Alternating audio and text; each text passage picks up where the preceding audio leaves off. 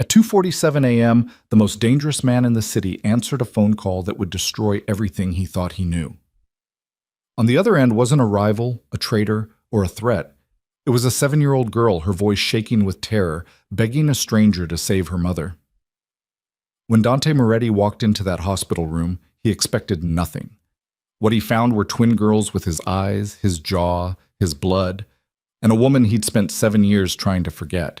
In one night, the king of the underworld discovered he was a father, and he'd missed everything. If you want to see how far this story reaches, hit that like button and drop a comment with your city. Let's see where this journey takes us. Post. The phone rang at exactly 2:47 a.m. Dante Moretti didn't sleep much anyway. Sleep was a luxury for men who didn't have enemies circling like sharks in dark water, waiting for one moment of weakness. He was sitting in his private office on the top floor of the Moretti Tower, a glass of scotch untouched on the mahogany desk, surveillance feeds flickering across 4 monitors mounted on the wall. The city sprawled below him, glittering and oblivious, unaware that half its power moved at his command. The ringtone wasn't one he recognized, a generic buzz from an unknown number. He almost didn't answer. In his world, unknown numbers meant 2 things, opportunities or threats. Both required caution. But something made him pick up. Hello? There was breathing on the other end, small, fast, panicked. Then a child's voice, barely above a whisper. Please help. My mama won't wake up. Dante's hand tightened around the phone. He didn't deal with children. He didn't deal with desperate pleas from strangers in the middle of the night. He dealt with contracts, territory, power. This was wrong. This was... Who is this? His voice came out sharper than he intended. My name is Mira. The girl's words tumbled out in a rush, thick with tears. My mama. She fell down and she's not moving, and I don't know what to do, and I found your number in a box, and... Slow down. Dante stood, adrenaline already sharpening his focus. Where are you? Home. But the ambulance is coming. They're taking her to Mercy General. Please, mister. I don't know anyone else. The card said... It said you could help. A card. With his number. Dante's mind raced through possibilities, connections, threats. He didn't hand out his personal number. It was guarded, encrypted, protected. If this child had it, someone had given it to her. Someone from his past. What's your mother's name? The girl hesitated. In the background, he could hear sirens growing louder. Isabella. Isabella Cruz. The glass of scotch slipped from Dante's other hand and shattered against the floor. 7 years. 7 years since he'd heard that name. 7 years since Isabella Cruz had vanished from his life without explanation, without goodbye, without a trace. He'd searched for months, hired the best investigators, torn through every lead, and found nothing. She'd disappeared like smoke. I'm on my way, Dante said, his voice barely recognizable. Stay with the paramedics. Do exactly what they tell you. I'll meet you at the hospital. Okay. Mira's voice was so small. Thank you, mister. The line went dead. Dante stood frozen for exactly 3 seconds. Then he moved. Marco! He was already grabbing his jacket, his keys, his gun. His head of security appeared in the doorway within seconds, alert and ready. Get the car. Mercy General. Now. Boss, what's it? Now. The drive across the city should have taken 20 minutes. Dante made it in 12.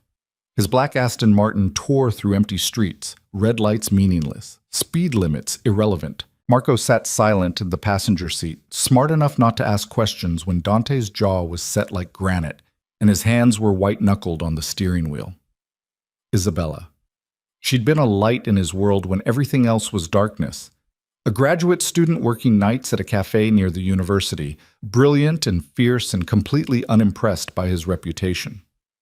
She hadn't known who he was at first. When she found out, she hadn't run. She'd looked him in the eye and told him she didn't care what he did for a living. She cared who he was when no one was watching. For 6 months, she'd been his, and he'd been hers, completely. Then one morning, she was gone. Her apartment emptied overnight. Her phone disconnected. Her friends claiming they hadn't seen her, didn't know where she'd gone. He'd been furious, then desperate, then hollow. Eventually, he'd forced himself to accept it. She'd left because she'd finally understood what being with him meant. The danger, the violence, the blood that would never wash off his hands. He'd let her go because he'd loved her. And now a child with her last name was calling him at 2:47 in the morning, begging for help. Mercy General's emergency entrance was chaos. Ambulances, gurneys, security guards, families clutching each other in various states of panic. Dante bypassed all of it, striding through the automatic doors with Marco a step behind, his presence parting the crowd like a knife. The nurse at the intake desk looked up, started to speak, then faltered when she met his eyes. "Isabella Cruz," Dante said. "She was brought in by ambulance. Where is she?" "Sir, I need to... Are you family? Where is she?" Something in his voice made the nurse's fingers fly across her keyboard. "Trauma Bay 2. But sir, you can't..." Dante was already moving. He found Trauma Bay 2 by the sounds. Urgent voices, the beep of monitors, the organized chaos of doctors fighting to save a life. Through the partially open door, he caught a glimpse of Isabella on the gurney, pale and unconscious, an oxygen mask over her face, IV lines running into both arms. She looked exactly the same, exactly as beautiful, exactly as, "You can't be here." The doctor blocked his path, young and stern and completely unaware of who he was dealing with. "Family only. You need to wait in..." "I'm her..." Dante stopped. What was he? An ex-lover? A ghost from her past? Where are her daughters? The doctor's expression shifted slightly. "The waiting room. 3rd floor. But..." Dante was already walking away. The 3rd floor waiting room was a study in fluorescent misery. Harsh lights, uncomfortable chairs, a TV playing the news on mute. A few exhausted families clustered in corners.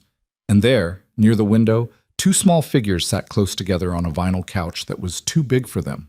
Twin girls. Identical. Maybe 7 years old. Dark hair. Delicate features. Eyes that were... Dante's breath caught in his chest. His eyes.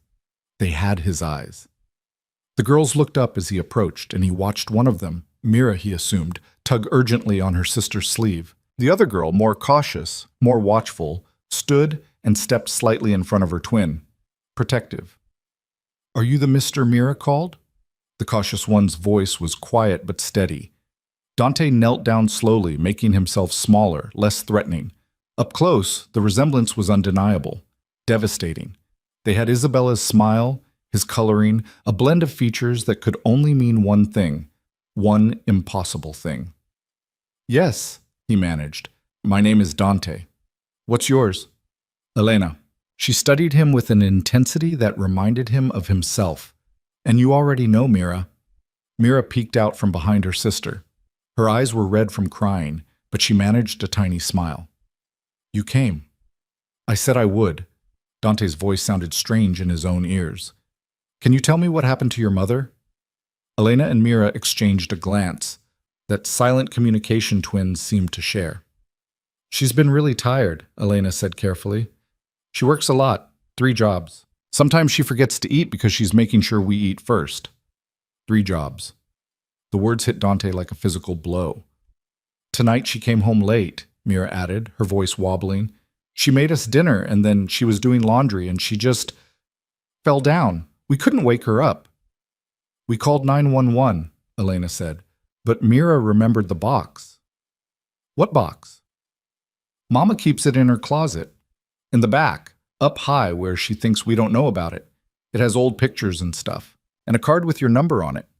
Dante's mind was reeling. Isabella had kept his number. For 7 years she'd kept it, hidden but accessible. Why? "The pictures," he heard himself say. "Were there pictures of me?" Elena nodded slowly. "You and Mama. You looked happy. The lights above seemed too bright, the walls too close. Dante couldn't breathe properly, couldn't think past the roaring in his head. These girls. These beautiful, brave, impossible girls. How old are you?" He already knew, but he needed to hear it. 7, they said in unison. "When's your birthday?" "September 15th, Elena said. Dante closed his eyes. He'd last seen Isabella in December, 7 years and 3 months ago. The math was brutal and exact. "Mr. Dante?" Mira's small hand touched his arm. Is Mama going to be okay? He opened his eyes and looked at her, at them both, and saw his own fear reflected back. These children, who'd been taught to be brave, who'd learned to take care of themselves too young, who were trying so hard not to fall apart. His children. The truth crashed over him with the force of a tidal wave. These weren't just two girls who needed help. These were his daughters, his blood, his family. 7 years of birthdays and first days of school and lost teeth and nightmares and laughter. Gone. Stolen. Lost. And he'd had no idea they existed. I don't know yet, Dante said, forcing honesty past the fury building in his chest. But I'm going to find out. And I'm going to make sure you're both taken care of. I promise. You don't have to, Elena said quietly. We're used to taking care of ourselves. That sentence, delivered with such simple, heartbreaking acceptance, nearly broke him. Well, you don't have to anymore, Dante said. His voice came out rougher than he intended. Not alone. Not ever again. Before either girl could respond, a doctor appeared in the doorway, the same one who'd tried to stop Dante earlier. His expression was serious, but not grave. Are you with the Cruz family? Dante stood. Yes. Isabella is stable. We're admitting her for observation, but the immediate crisis has passed. She collapsed from severe exhaustion and malnutrition. Her body essentially shut down from chronic stress and lack of self-care. Malnutrition.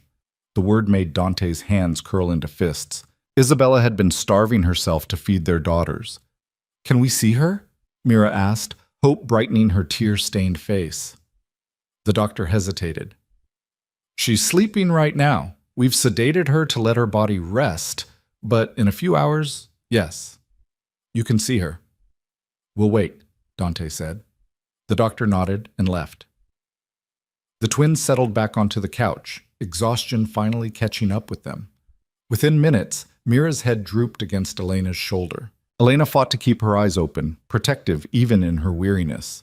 Dante pulled out his phone and typed a message to Marco, who'd been waiting discreetly by the elevators. Background check. Isabella Cruz. Everything from the last 7 years. And find out who helped her disappear. The response came immediately. On it, boss. Then Dante did something he hadn't done in years.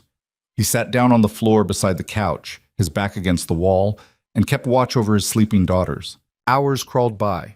The waiting room slowly emptied as families were called away, some to good news, some to grief.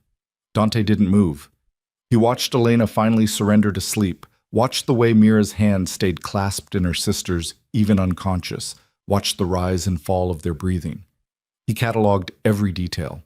The small scar on Elena's knee, the way Mira's hair curled slightly at the ends, the worn state of their clothes, clean but mended, cared for but clearly old. Everything about them spoke of love given by a mother who had nothing material to offer but gave everything anyway. And fury burned in Dante's chest. Not at Isabella. Not yet. He didn't understand why she'd run, why she'd hidden his children from him, but he knew her. She'd had a reason. Someone had made her afraid, and he would find out who. At 6:47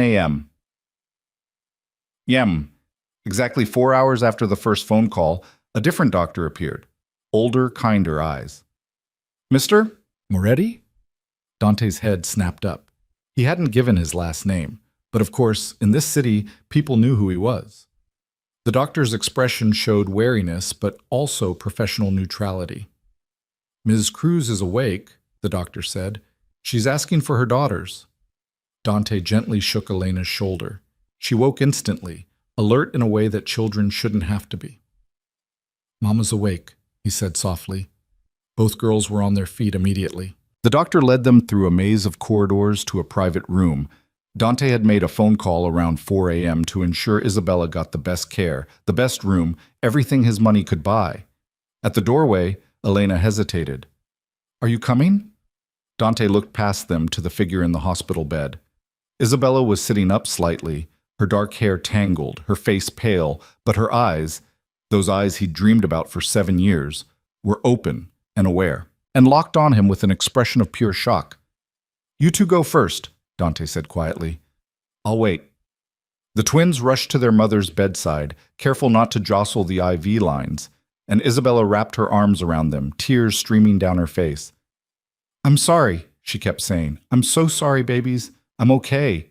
I'm okay now." Over their heads, her eyes met Dante's. 7 years of questions hung in the air between them. 7 years of lies. 7 years of stolen moments with children he'd never known existed. Dante stayed in the doorway, his body a rigid line of controlled rage and confusion and grief. He didn't trust himself to speak. Not yet. Not until he understood. After several long minutes, Isabella gently untangled herself from the twins. "Elena, Mira, there are vending machines down the hall.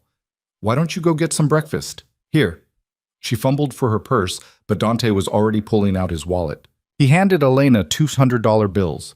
"Get whatever you want, both of you." Elena stared at the money like she'd never seen that much before. She probably hadn't. "It's too much," she started to say.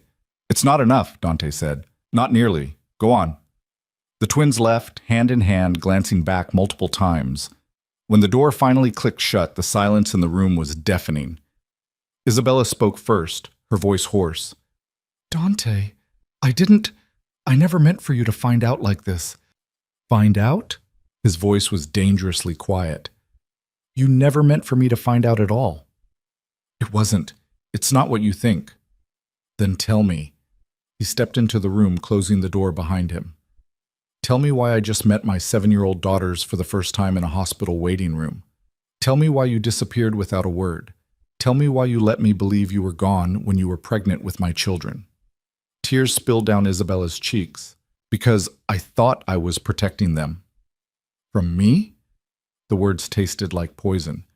"From your world, from the danger, from—" She stopped, pressing her hands to her face.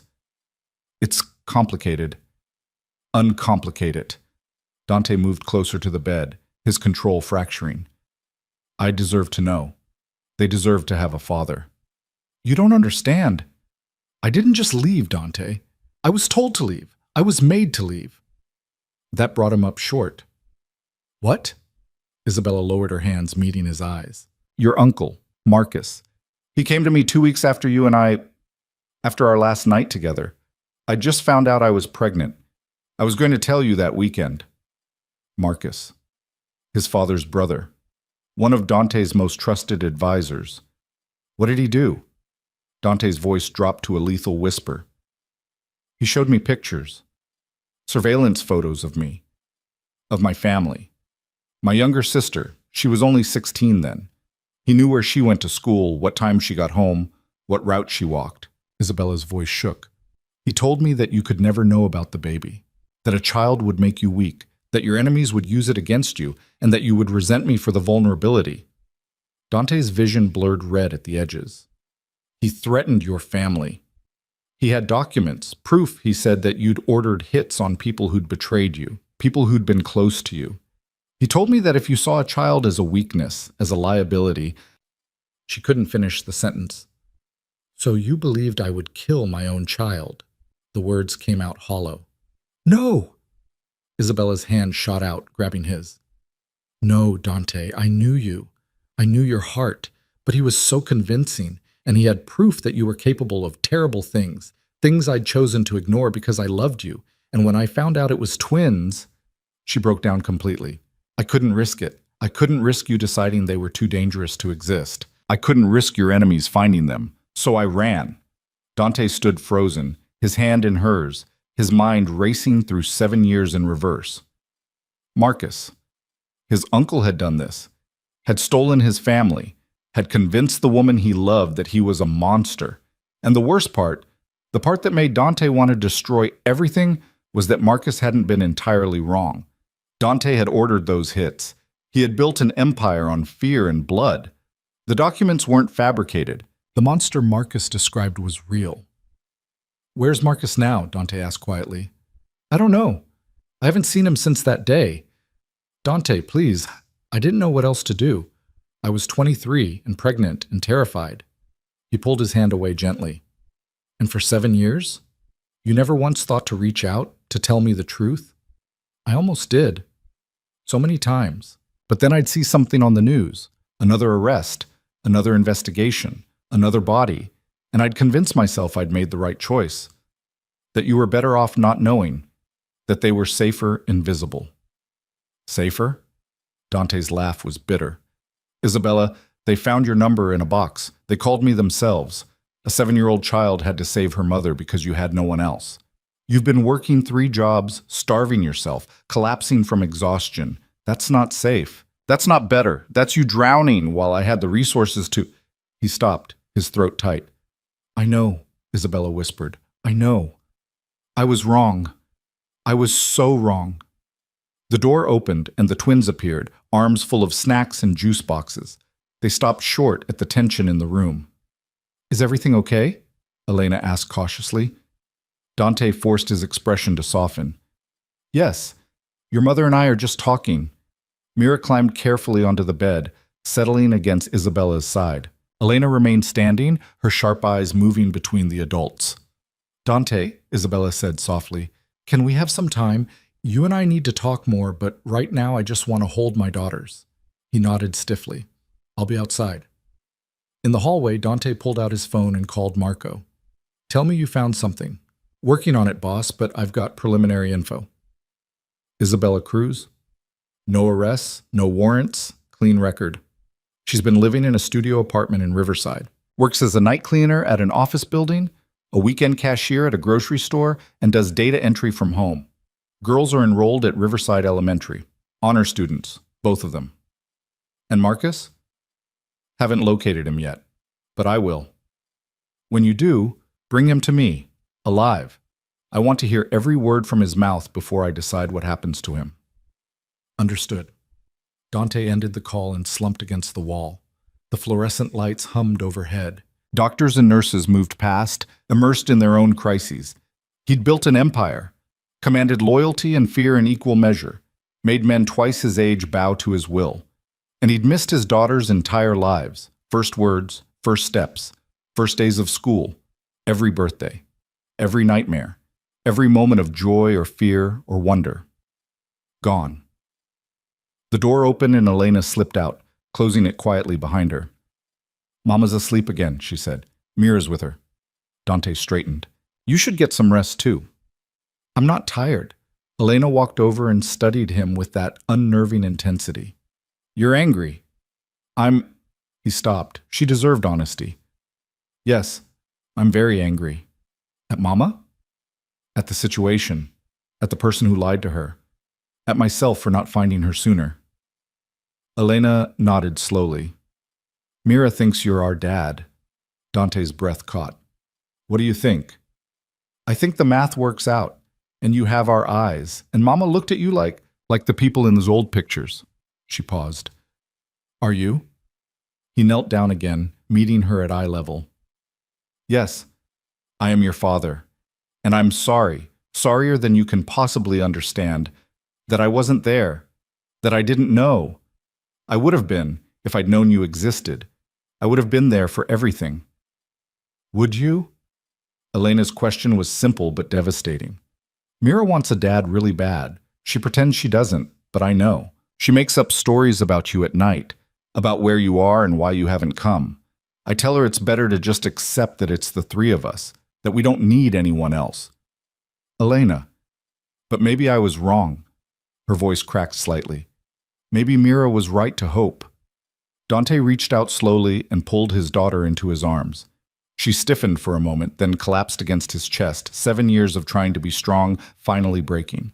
I'm here now, Dante said into her hair. And I'm not going anywhere. I promise you, both of you, I will never leave. Never. Do you understand? Elena nodded against his shirt, her small hands fisting in the fabric. They stayed like that until a nurse approached, clearing her throat apologetically. Mr. Moretti? Miss Cruz is asking for you. Dante released Elena gently. Go sit with your sister. I'll be back. Inside the room, Isabella was propped up against pillows, watching Mira sleep curled at her side. She looked fragile and fierce all at once, exactly how he remembered her. Dante, she said quietly, I need to ask you something, and I need you to be completely honest. Always. Do you want them? Really want them? Or do you see them as an obligation, as something you have to protect because they're yours? The question shouldn't have hurt, but it did. I just met them 4 hours ago, Dante said slowly. And in that time, I've watched them be brave and scared and protective and vulnerable. I've seen myself in Elena's eyes and you in Mira's smile. I've learned that they're smart and cautious and used to taking care of themselves. His voice roughened. And it's killing me that I missed 7 years, that I wasn't there when they needed me, that they learned to survive without a father because of lies and threats and my own reputation. He moved to the window, looking out at the city waking up below. You asked if I want them. Isabella, I didn't know I could want anything this much. They're mine, and I'm going to be their father, not because I have to, but because I already am. I've been their father since the moment they existed. I just didn't know it. Isabella was crying again, silently. What are we going to do? We're going to tell them the truth, age-appropriate but honest. They deserve that. And us? Dante turned back to her. I don't know yet. I'm angry and hurt. And I understand why you ran, but I can't forgive it yet. You took 7 years from me, from them. I know. But right now, that doesn't matter. What matters is that they're safe, that you recover, that we figure out how to be their parents together. Together, Isabella repeated softly. Did you think I'd take them from you? I don't know what I thought. You have money, power, resources. I have nothing. You have them, Dante said, and they love you. They've only ever had you. I'm not going to tear that apart. We'll find a way forward. Mira stirred, blinking awake. When she saw Dante, she smiled, small and shy and heartbreaking. Hi, she said. Hi yourself. Dante found himself smiling back. How are you feeling? Hungry? The vending machine food wasn't very good. Then we'll get you real food, whatever you want. Really? Really? The door burst open and Elena rushed in, her face pale. There are men in suits in the hallway. They're asking about Mama. Dante's expression hardened. He pulled out his phone and sent a rapid text. Within seconds, Marco appeared in the doorway. Boss, we've got a situation. Marcus is here, downstairs, says he needs to speak with you. The rage that Dante had been controlling all morning erupted like a volcano. He's here? At this hospital? Walked in 10 minutes ago. Building security contacted us when they spotted him on the cameras. Dante looked at Isabella, at the fear flooding her eyes, at the twins, confused and worried. Stay here, he ordered Marco. No one gets into this room. No one. Dante, Isabella started, I'm going to handle this, once and for all. He looked at his daughters. I'll be back. I promise. Then he was moving, striding through the hospital corridors with controlled fury. Staff scrambled out of his way. Elevators opened at his approach, as if the building itself recognized his authority. Marcus was waiting in the main lobby, looking older but still sharp in an expensive suit. He smiled when he saw Dante approaching. Nephew, I heard about the cruise woman. Thought I should... Dante's fist connected with Marcus's jaw, sending the older man sprawling across the polished floor. Security guards rushed forward, but Dante's glare stopped them cold. In this city, everyone knew better than to interfere in Moretti family business. Marcus wiped blood from his lip, his smile never wavering. I suppose I deserved that. You suppose? Dante's voice was lethal. You destroyed 7 years of my life. You threatened an innocent woman. You kept my children from me. I protected the family legacy. You were distracted, weak. That woman was making you soft. She was making me human. Dante hauled Marcus to his feet by his collar. And those children you dismissed as weakness? They're my daughters, my blood, my family. Exactly. And now your enemies know. Now you've given them a target. Then my enemies will learn what happens when they threaten what's mine. Dante's smile was cold and terrible. Starting with you. You won't kill me. I'm family. You stopped being family the moment you touched mine. Dante released him with a shove. You have 24 hours to leave this city.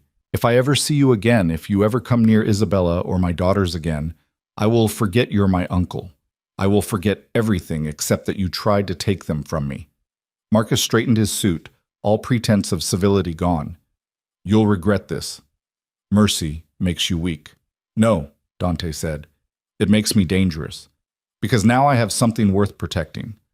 And I will burn this entire city to ash before I let anyone threaten them again. He turned and walked away, leaving Marcus bleeding on the marble floor.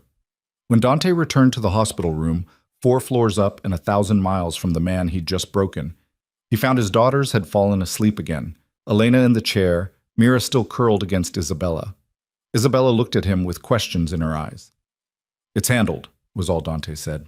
But as he settled into the chair on the other side of the bed, as he watched the 3 people who'd become his entire world in the space of one impossible night, he made a silent vow. He'd been a king of criminals, a man of violence and power. Now he would be something harder. He would be a father, and heaven help anyone who stood in his way.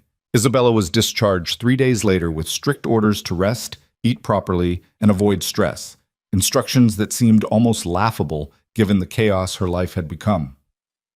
Dante had arranged everything with the efficiency of a man accustomed to controlling outcomes. A private room for her recovery, round-the-clock nursing care, meals prepared by a chef from one of his restaurants, and a security detail that made the hospital staff nervous. The twins had barely left her side, sleeping in the oversized recliner that Dante had brought in, sharing blankets and whispered conversations when they thought the adults weren't listening.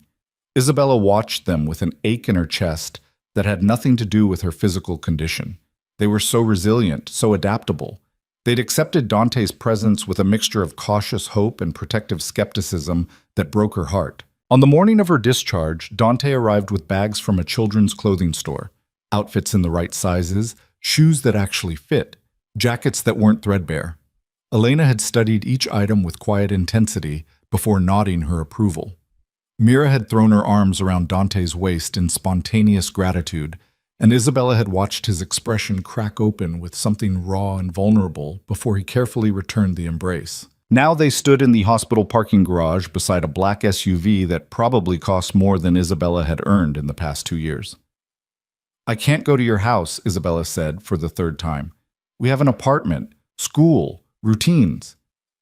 Your apartment is a studio with 1 bed, Dante replied calmly, where the girls sleep on a pull-out couch and you sleep in a chair. Your landlord has code violations stacked up that he's been ignoring for months.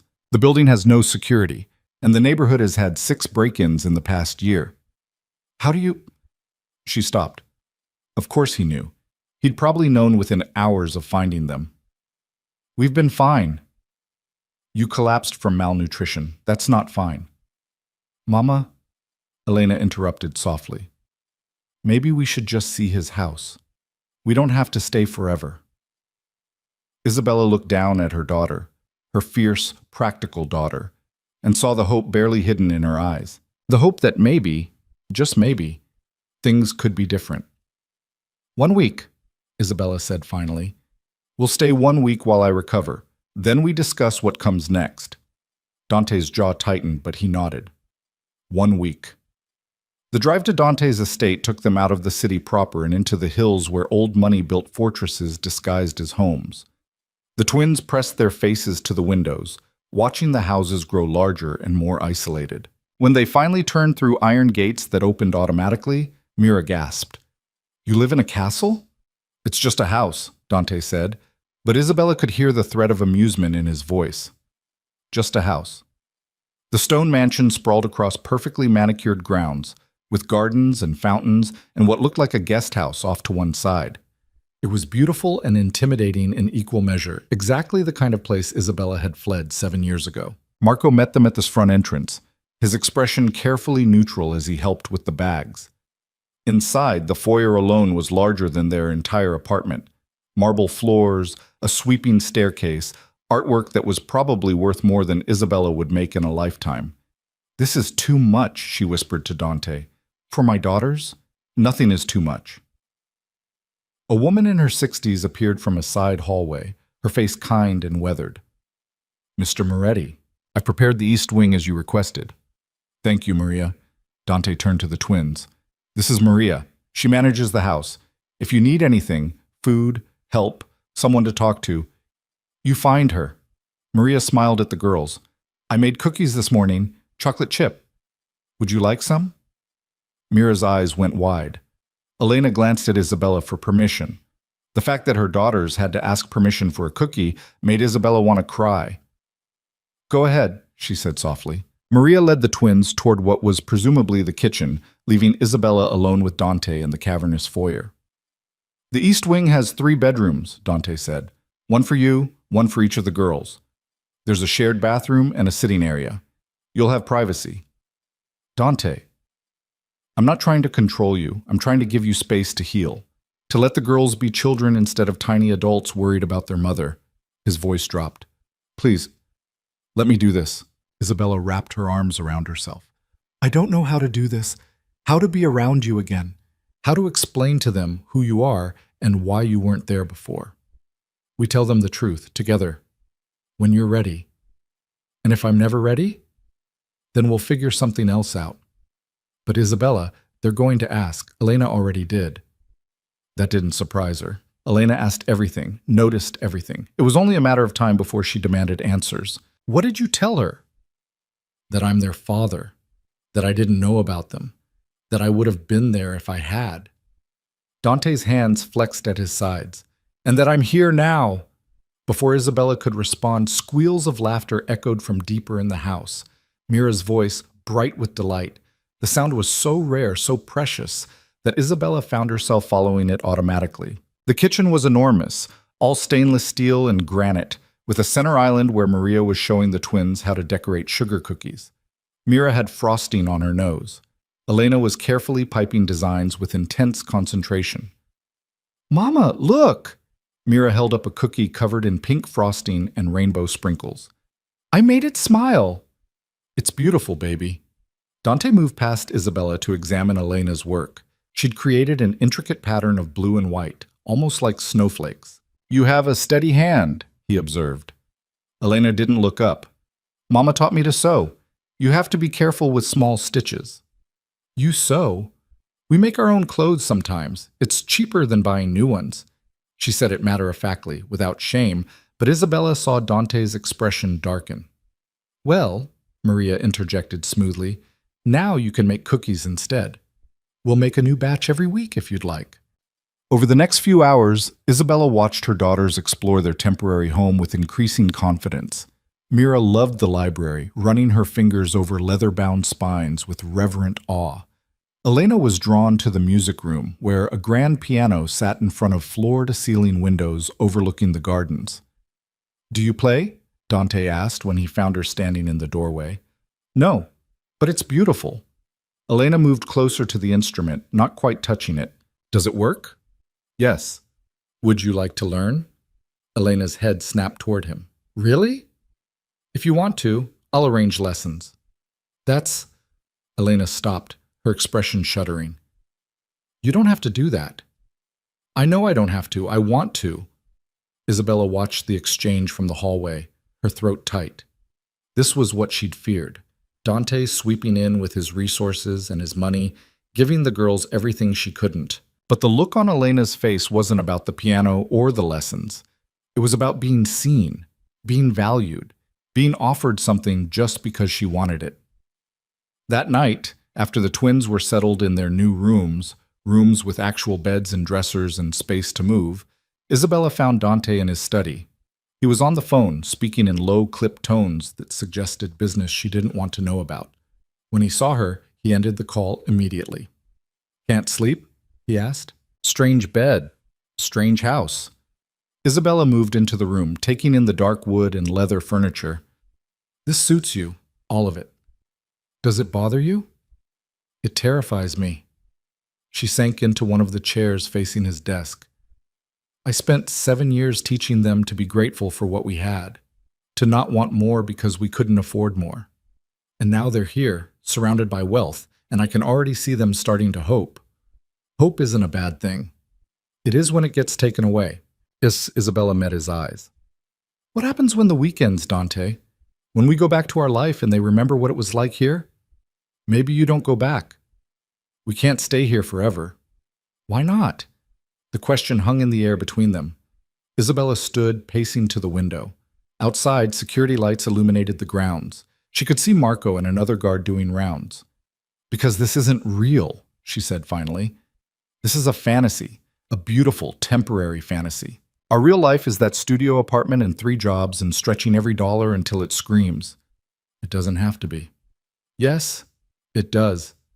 Because I won't be kept, Dante. I won't be some mistress you house out of obligation while you go back to your empire and your violence and is that what you think this is?" Dante was suddenly standing, his voice sharp. "You think I'm offering you charity? Aren't you? I'm offering you a chance to stop drowning, to let our daughters have childhoods instead of responsibilities. To—" He stopped, running a hand through his hair. "I'm not trying to own you, Isabella. I'm trying to take care of you. There's a difference." "Is there? Because from where I'm standing, it looks like control with a prettier name." Dante crossed the room in 3 strides, stopping just short of touching her. "7 years ago, I would have given you anything, everything. I was planning to ask you to move in with me, to build a life together. And then you were gone, and I thought—" His voice cracked. "I thought you'd left because you finally saw what I really was. A criminal, a killer, someone you couldn't love." "I never stopped loving you," Isabella whispered. That was the problem. The admission hung between them, fragile and dangerous. "Then help me understand," Dante said. "Help me understand how to do this, how to be their father without making you feel trapped, how to give them what they need without taking away your independence." Before Isabella could answer, a scream split the night. They both ran, Dante reaching Mira's room first. He found her sitting up in bed, tears streaming down her face, Elena already at her side trying to soothe her. "Just a nightmare," Elena said quickly. "She gets them sometimes." "Shh, baby, I'm here." Isabella climbed onto the bed, gathering Mira into her arms. "You're safe." "There was a man," Mira sobbed. "A bad man. He was trying to take us away from you." Isabella's blood ran cold. She looked at Dante over Mira's head and saw her own fear reflected in his eyes. "No one is taking you anywhere," Dante said firmly. He sat on the edge of the bed, his presence solid and grounding. "I promise you, Mira. You and your sister are safe here." "But what about when we leave?" Mira's voice was small. "What about when we go back home?" "We'll figure that out," Isabella said. "But right now, you need to sleep." It took another hour to settle Mira back down. Elena refused to go back to her own room, curling up instead at the foot of Mira's bed like a guardian. Isabella sat in the chair beside them, keeping watch until their breathing evened out into sleep. Dante had disappeared during the settling process, but when Isabella finally emerged into the hallway, she found him waiting. "Nightmares," he said quietly. "How often?" 2 or 3 times a week, sometimes more." "About what?" Isabella hesitated. "Losing me, being separated, being alone." She paused. "Your uncle visited us, once, about 3 years ago." Dante went very still. "What?"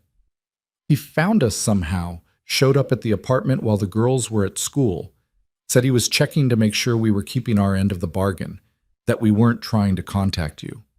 Isabella's hands trembled. "He never threatened them directly, but the implication was clear. As long as we stayed hidden, stayed silent, they were safe." "And you believed him?" "What choice did I have? I was alone, Dante. Alone with 2 little girls in a city where your name opens every door and closes every escape route. So yes, I believed him. And I kept them hidden. And I worked myself to exhaustion, making sure we could survive without asking anyone for help." Dante's expression was carved from stone. "He's gone.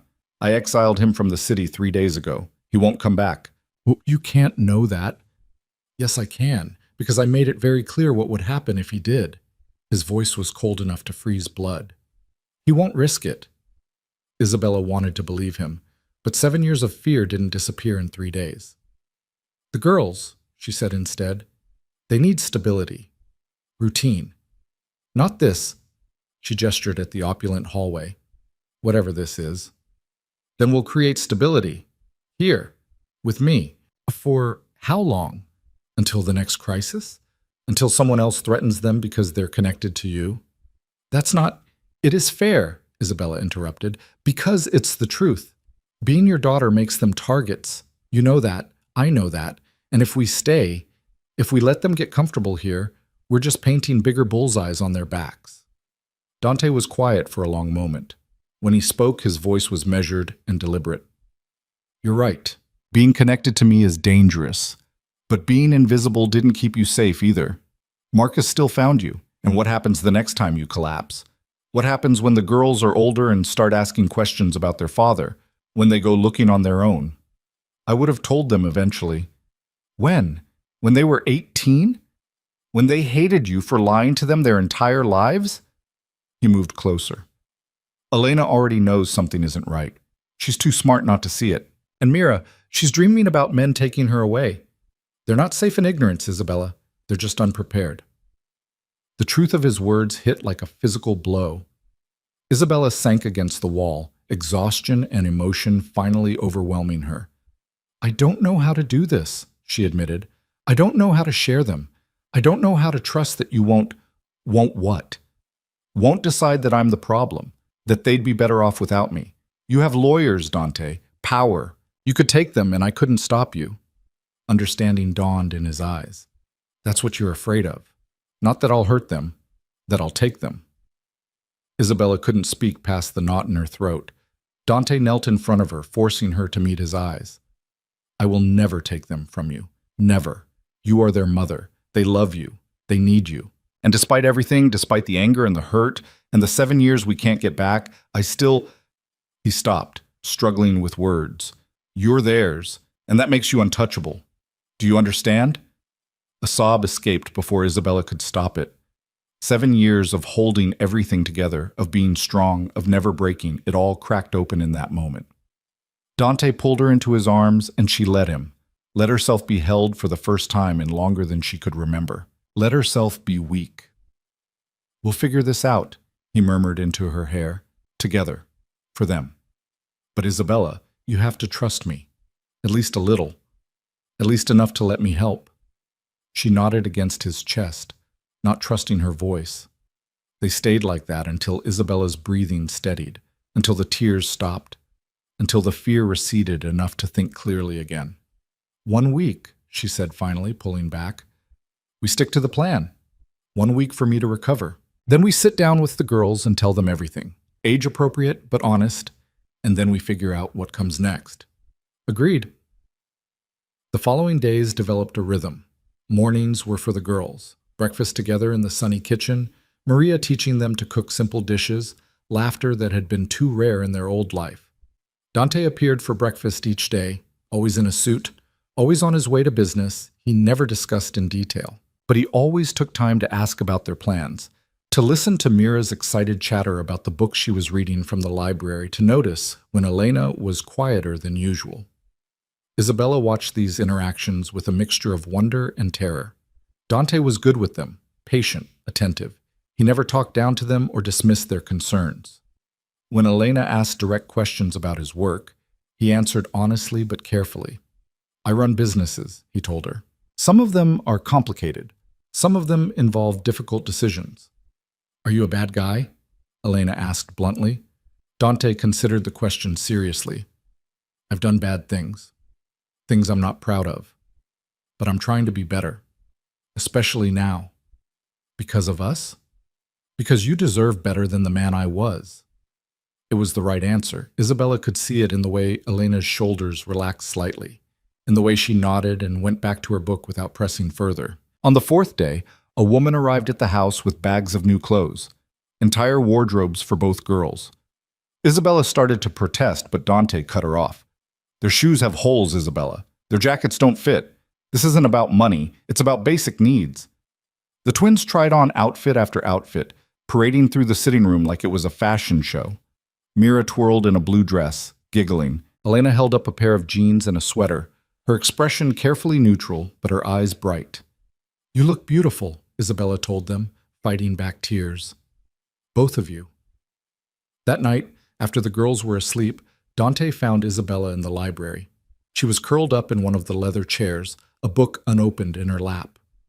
Thank you, she said before he could speak. For the clothes, for everything. You don't have to thank me for taking care of my daughters. I do. Because for 7 years I couldn't give them this. Any of this. Dante sat in the chair across from her. You gave them something more important. You gave them love, security, you. Everything I'm giving them is material. What you gave them is the foundation of who they are.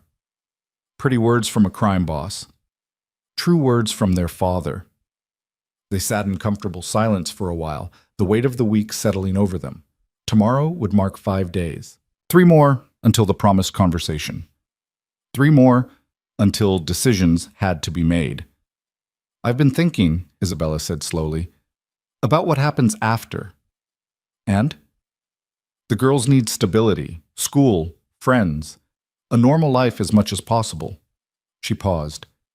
But they also need you. I can see that now. The way Mira lights up when you walk into a room. The way Elena watches you like she's trying to figure out if you're real or if you'll disappear. I'm not disappearing. Then we need to find a way to make this work. Some kind of arrangement that gives them both parents without, she gestured vaguely, without whatever this is between us complicating things. And what is this between us? Isabella met his eyes. I don't know. 7 years ago, it was love. Now it's complicated and messy, and I don't have the energy to figure it out while trying to be a good mother. Fair enough. Dante leaned forward, his expression serious. What if I told you I have a proposal? A way to give the girls stability and keep you independent? I'm listening. There's a house, smaller than this, but still secure, in a good neighborhood near an excellent school. It has 4 bedrooms, a yard, enough space for the girls to grow. I bought it 2 years ago as an investment. He paused. Move in. You and the girls. No rent, no strings. Just a safe place to live. Isabella stiffened. I can't. Before you refuse, hear me out. You get your independence. Your own space. The girls get stability and security. And I get to be part of their lives. I'll help with school, activities, whatever they need. But you make the rules. You decide how involved I am. That's still charity, Dante. No, it's co-parenting. It's me providing for my children and their mother. If the situation were reversed, if I'd been the one raising them alone, would you help? The question was pointed. Isabella thought about it honestly. Yes. Then let me help. Not because you need me to, not because you owe me, but because they deserve it. And so do you. Isabella stood, moving to the window. The grounds were dark beyond the glass, security lights creating pools of illumination. Somewhere out there was the world she'd navigated alone for 7 years. And here, in this house, was the life she'd run from. I'll think about it, she said finally. That's all I ask. On the 6th day, Elena came to Isabella with a question. Is Dante our father? They were in the sitting room of the East Wing, Mira absorbed in coloring at the coffee table. Isabella had known this was coming, had prepared herself for it, but the directness still stole her breath. Yes, she said simply.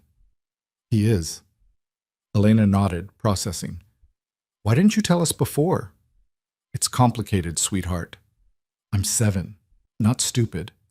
Isabella pulled Elena down to sit beside her on the couch. You're right. You deserve the truth. She chose her words carefully. When I found out I was pregnant with you and your sister, some people told me that being with Dante would be dangerous, that it would put you at risk. So I left, thinking I was protecting you. But you weren't. I was protecting you from some things, but I also kept you from having a father who would have loved you, who does love you. Isabella brushed Elena's hair back from her face. I made the best choice I could with the information I had, but I hurt all 3 of you in the process. Does he know? That he's our dad?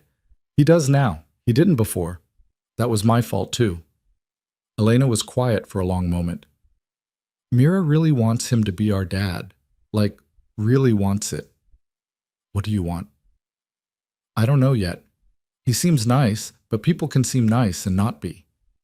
The wisdom in that statement broke Isabella's heart.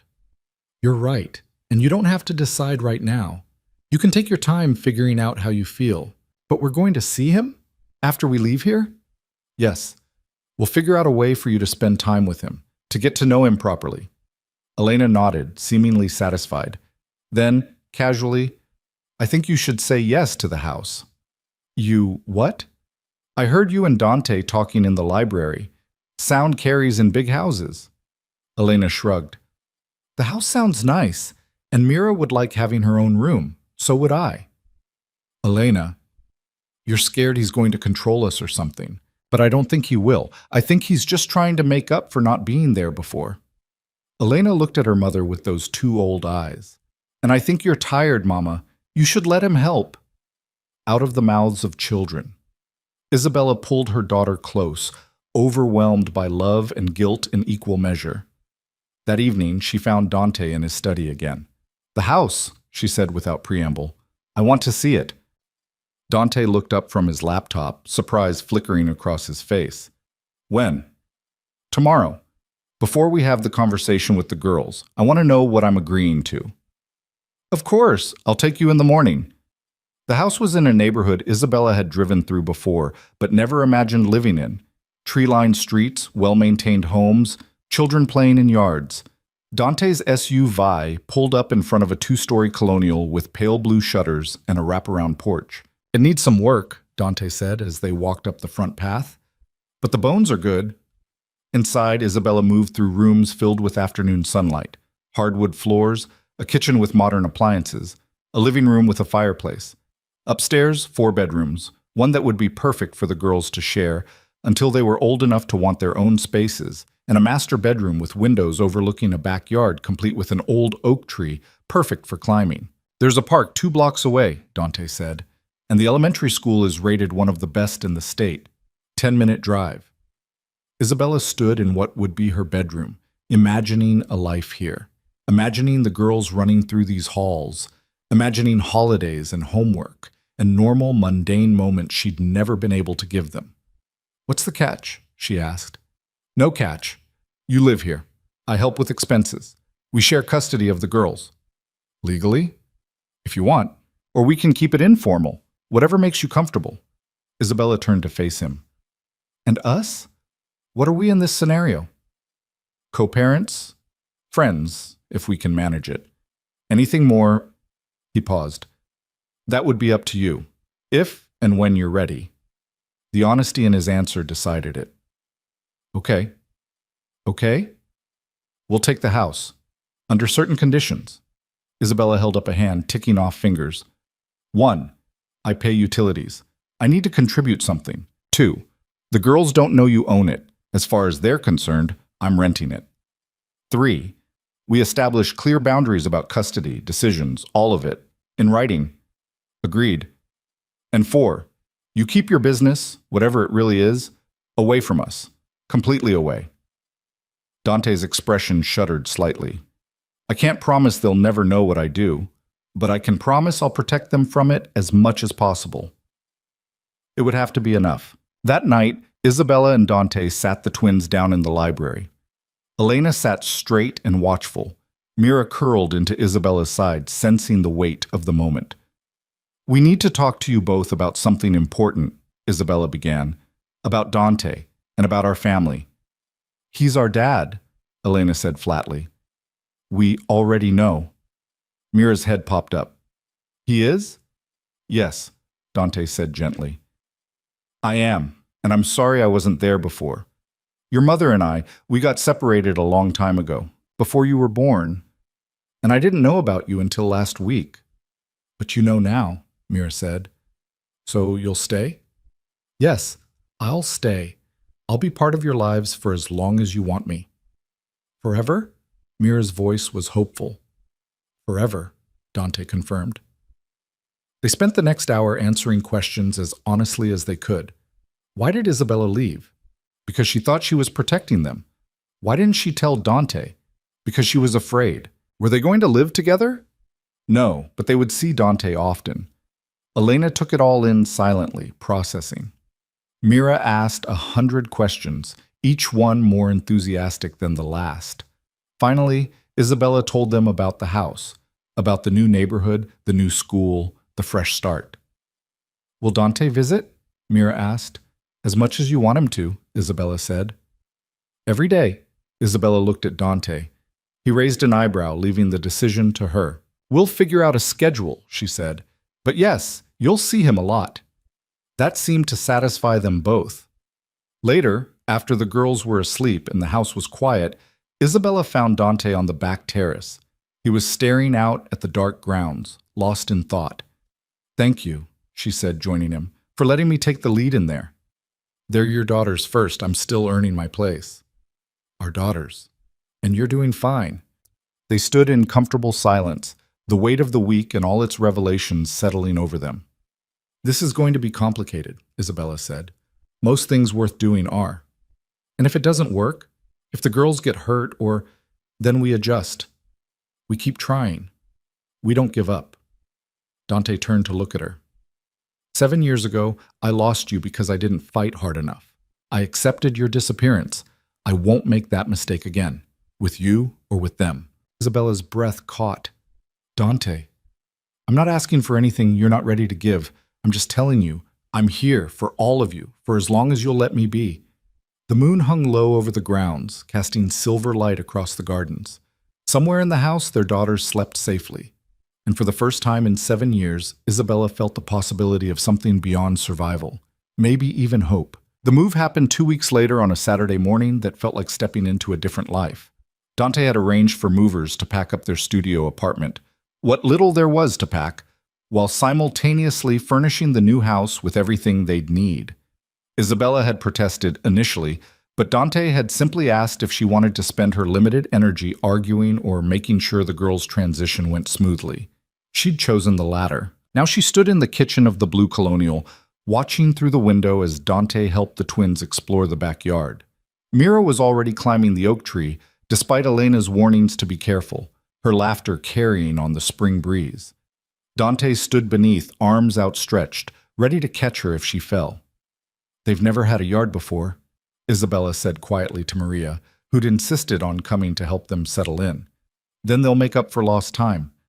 Maria smiled as she organized dishes in the cabinets. "Mr. Moretti had the tree inspected, made sure all the branches were safe, had the whole yard checked for hazards." Of course he had. Dante approached fatherhood with the same meticulous attention to detail he probably applied to running his empire. Nothing left to chance. Every risk assessed and mitigated. The thought should have comforted her. Instead, it highlighted how much she'd been unable to provide on her own. "Stop that," Maria said, reading her expression with unnerving accuracy. "Stop what?" "Beating yourself up. You kept those girls safe and loved for 7 years alone. That's not nothing. But look at what I couldn't give them. This house, security, a father." Maria paused in her work, turning to face Isabella fully.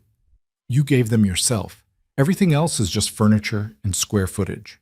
Don't diminish what you did by measuring it against what you couldn't do." Before Isabella could respond, the back door burst open and Mira rushed in, cheeks flushed with excitement. "Mama, there's a swing set, a real one, and Dante says we can get a sandbox too if we want." "We'll see," Isabella started, but Mira was already dragging her toward the door.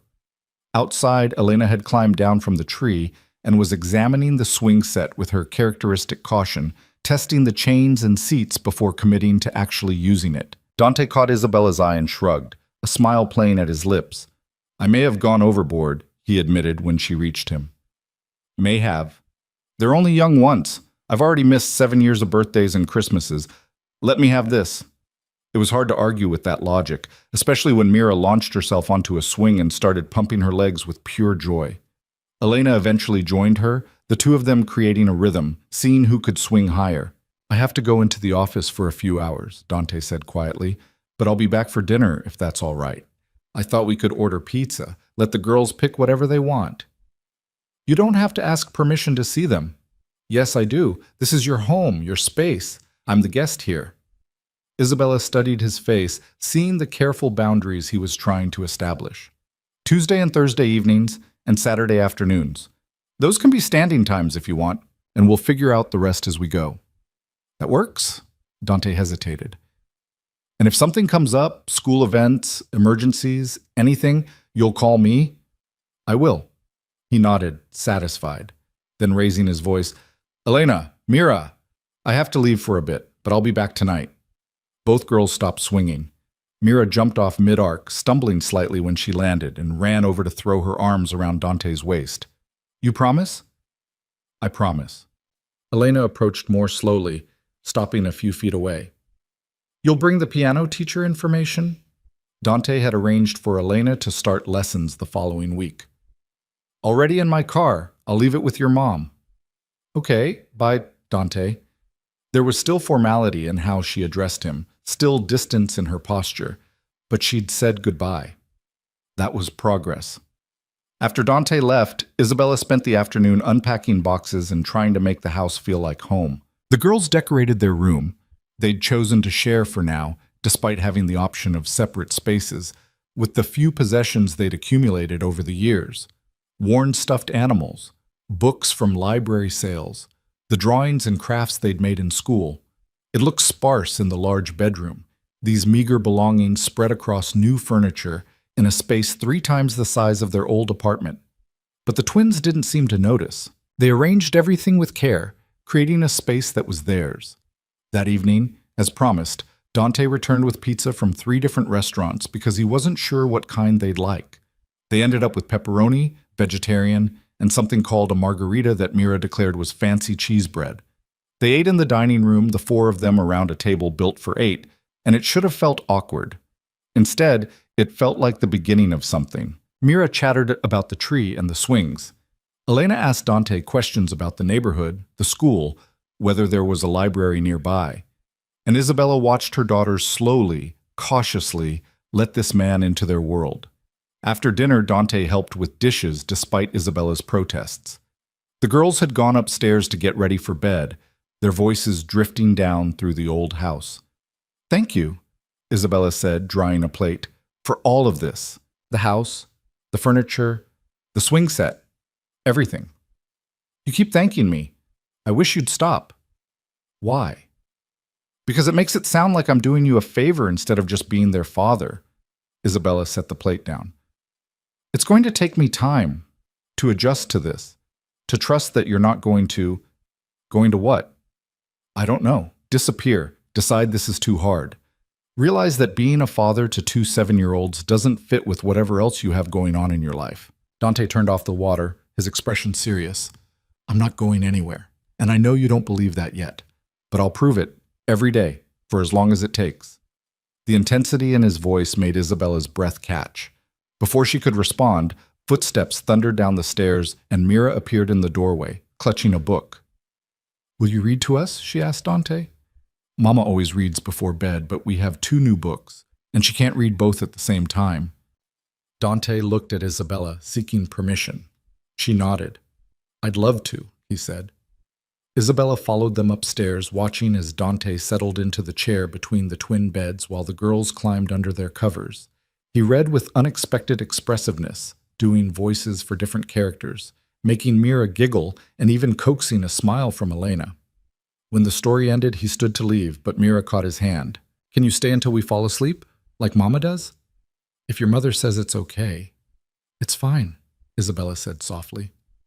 She left him there, sitting in the dimly lit room while the twins drifted off, and went downstairs to finish cleaning up. 20 minutes later, Dante appeared in the kitchen. "They're both out," he said. "Mira made me promise to be here tomorrow when she wakes up." "And will you be?" "If you'll let me, yes." Isabella leaned against the counter, exhaustion finally catching up with her. "This is strange. All of it. A month ago, I was working 3 jobs and barely keeping us afloat. Now we're living in this house, and you're reading bedtime stories, and it feels like what? Like it's too good to be real, like I'm waiting for the other shoe to drop." Dante moved closer, his expression gentle. "The only shoe dropping is me showing up consistently.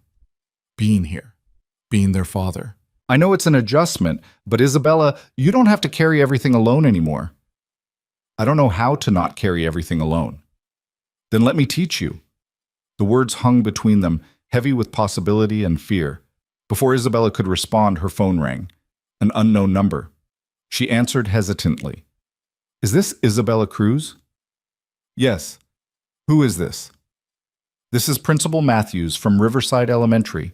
I'm calling about your daughter's enrollment records. We need to schedule a transfer meeting before they can start at their new school." Right, the school. In the chaos of moving, Isabella had forgotten about the administrative details. Of course, when would work? They scheduled a meeting for Monday morning. After Isabella hung up, she found Dante watching her with a questioning expression. "The school," she explained. "I need to handle the transfer paperwork." "I'll come with you." "You don't have to." "Isabella." His voice was firm. "I'm their father. I should be part of this." She wanted to argue, to maintain the independence she'd guarded so fiercely for 7 years. But the truth was, she was tired. And having backup, having someone to share the burden, sounded less like weakness and more like relief. "Okay," she said finally. Monday at 9. The weekend passed in a blur of domestic normalcy that felt surreal. Saturday afternoon, Dante took the girls to a park while Isabella had a few hours to herself, the first in recent memory. She spent it unpacking, organizing, trying to make the house feel like theirs. Sunday morning, they all went to a farmer's market, the twins delighted by the abundance of fresh fruit and baked goods. Dante carried Mira on his shoulders when she got tired, and Isabella caught Elena watching them with an expression she couldn't quite read. Monday morning arrived too quickly. Dante picked them up at 8:30, and they drove to Riverside Elementary to meet with Principal Matthews. The school was small and warm, with colorful artwork lining the hallways and a playground visible through the windows. Principal Matthews was a woman in her 50s with kind eyes and a no-nonsense demeanor.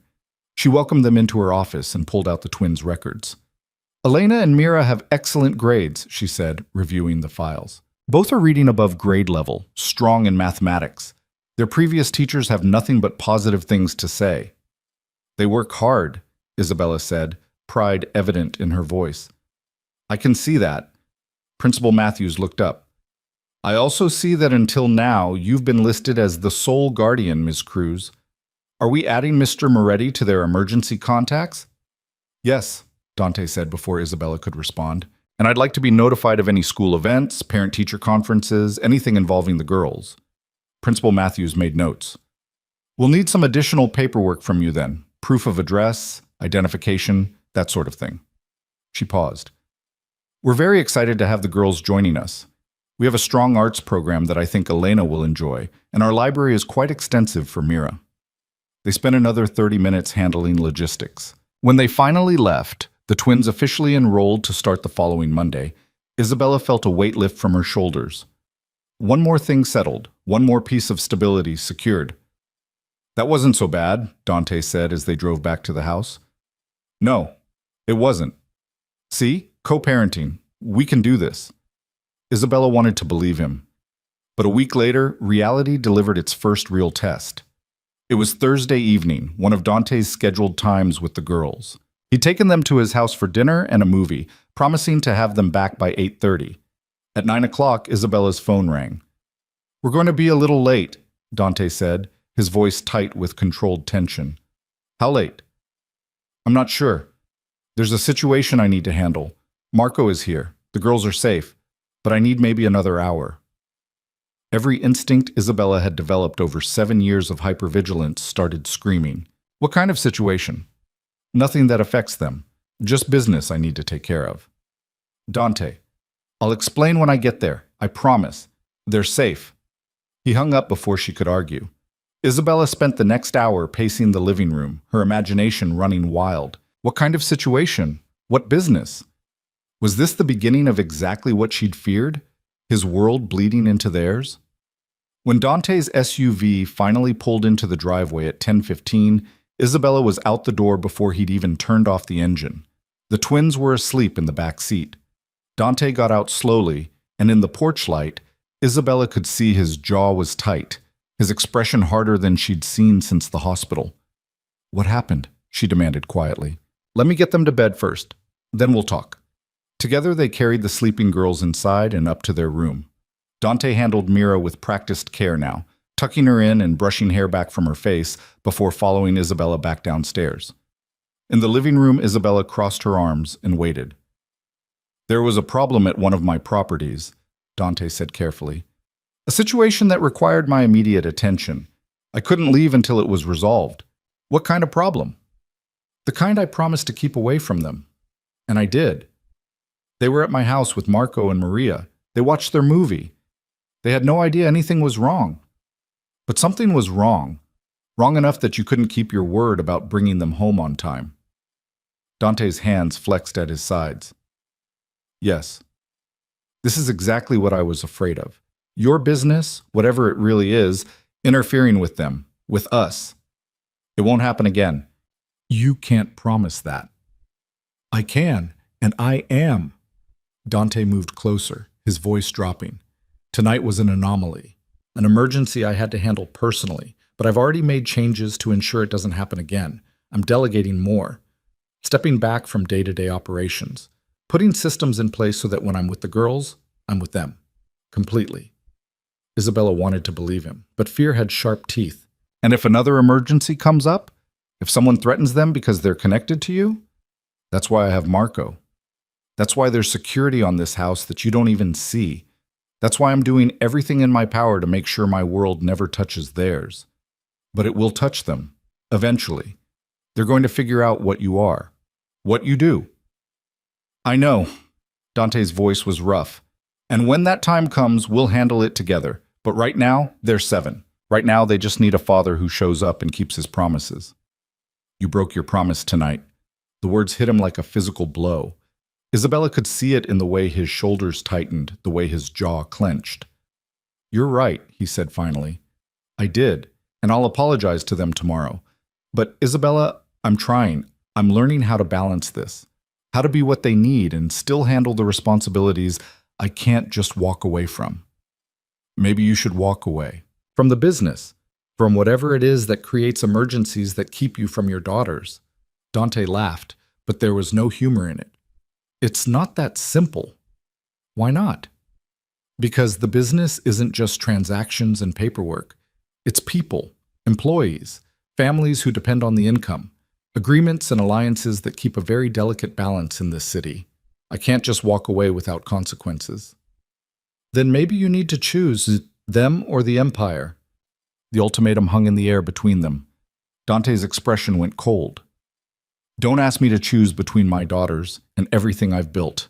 That's not fair. Nothing about this situation is fair. Isabella's voice rose despite her efforts to stay calm. I'm trying to give them a normal life while their father runs an organization that apparently has emergencies requiring his personal attention at 9 o'clock at night. I told you what I am. I've never hidden it. No, you haven't. But I'm realizing now that I don't actually know what that means. What you do. How dangerous it is, how much it's going to affect our daughters. Dante was quiet for a long moment. When he spoke, his voice was carefully controlled. You're right. You don't know, and maybe it's time you did. What does that mean? It means tomorrow, I'll show you exactly what my business is, what I do, and then you can make an informed decision about whether you want me in their lives or not. Isabella's stomach dropped. Dante, no. You want to know? You'll know. Saturday. I'll pick you up at noon. Maria will watch the girls. He moved toward the door. And Isabella? After tomorrow, you don't get to throw my business in my face without understanding what you're actually talking about. He left before she could respond, the door closing with controlled gentleness that was somehow worse than if he'd slammed it. Isabella stood in the empty living room, her heart pounding. What had she just agreed to? What was she going to see? And more terrifying, what if, after seeing it, she couldn't let him near their daughters anymore? Saturday arrived, with Isabella's nerves stretched to breaking. She'd barely slept, her mind conjuring images from movies and television, violence, drugs, things she couldn't reconcile with the man who read bedtime stories and pushed swings. Dante arrived exactly at noon, his expression unreadable. The twins hugged him goodbye, oblivious to the tension. Maria had planned an afternoon of baking and art projects, promising to keep them thoroughly entertained. In the car, silence stretched between them. Dante drove with focused intensity, navigating through the city toward the waterfront. They pulled up to a massive warehouse complex, the kind that had probably been industrial once, but was clearly something else now. Where are we? Isabella asked. One of my primary operations. You wanted to see what I do. This is it. He led her inside through a side entrance, past security guards who nodded respectfully. The interior had been converted into what looked like a logistics center. Rows of computers, people working at stations, organized chaos that seemed more like a tech company than whatever illegal operation Isabella had imagined. This is a distribution hub, Dante explained. We coordinate shipments, manage inventory, handle customs paperwork. For what? Imported goods. Electronics primarily, but also textiles, auto parts, specialty foods. All legal, all documented. Isabella stared at the operation. This is your criminal empire? This is one of my legitimate businesses. I have 17 others like it across the city and surrounding areas. They employ over 3,000 people collectively. He led her through the warehouse, introducing her to managers and supervisors, showing her spreadsheets and customs forms and business licenses. Everything appeared clean, legal, normal. I don't understand, Isabella said finally. If this is all legitimate, come with me. Dante took her to an office overlooking the warehouse floor. He closed the door and pulled out a file. This is what I am, what I really am. The file contained documents, photographs, news clippings. Isabella read through them slowly, her understanding shifting. Dante's businesses were legitimate, but they'd been built on a foundation that wasn't. Years ago, he'd inherited his father's organization, one that had dealt in protection rackets, illegal gambling, less savory enterprises. He'd spent the better part of a decade transitioning everything into legal operations, paying off old debts, severing dangerous ties. I'm not clean, Dante said quietly. My past isn't clean. There are still people who remember what my father was, what I was. There are still rivals who see me as competition, even though I've gone legitimate. There are still threats because of who I used to be. And last Thursday, one of my old rivals tried to muscle in on one of my shipping contracts, sent people to intimidate my workers. I had to handle it personally because if I'd shown weakness, if I'd let it slide, it would have opened the door for more. How did you handle it? I made it very clear that my businesses are off limits, and I had documentation proving that any interference would result in legal action backed by some very expensive lawyers. He paused. I didn't hurt anyone. I didn't threaten violence. I just reminded them that I have resources they don't want to fight against. Isabella sank into a chair, processing. So, you don't. I haven't been involved in anything illegal in almost 5 years. I pay my taxes. I follow regulations. I run legitimate businesses. Dante leaned against the desk. But I can't erase my past, and I can't make people forget who my father was. So yes, sometimes situations arise. Sometimes I have to deal with people who still see me as what I used to be. Does it put the girls at risk? I have a security team that makes sure it doesn't. I have protocols, systems. I've built walls between my past and my present specifically to protect the people I care about. Isabella looked at him, really looked at him, at the man who'd transformed an empire built on fear into something legitimate, at the father who read bedtime stories and went to school meetings, at the complicated, contradictory reality of who he actually was. I was so scared, she admitted. I've spent 7 years being scared of you, of what you might be, what you might do. And now? Now I'm realizing that the man I was afraid of doesn't exist, or at least he's not the whole picture. She stood, moving to the window that overlooked the warehouse floor. You're trying to be better, to be someone your daughters can respect.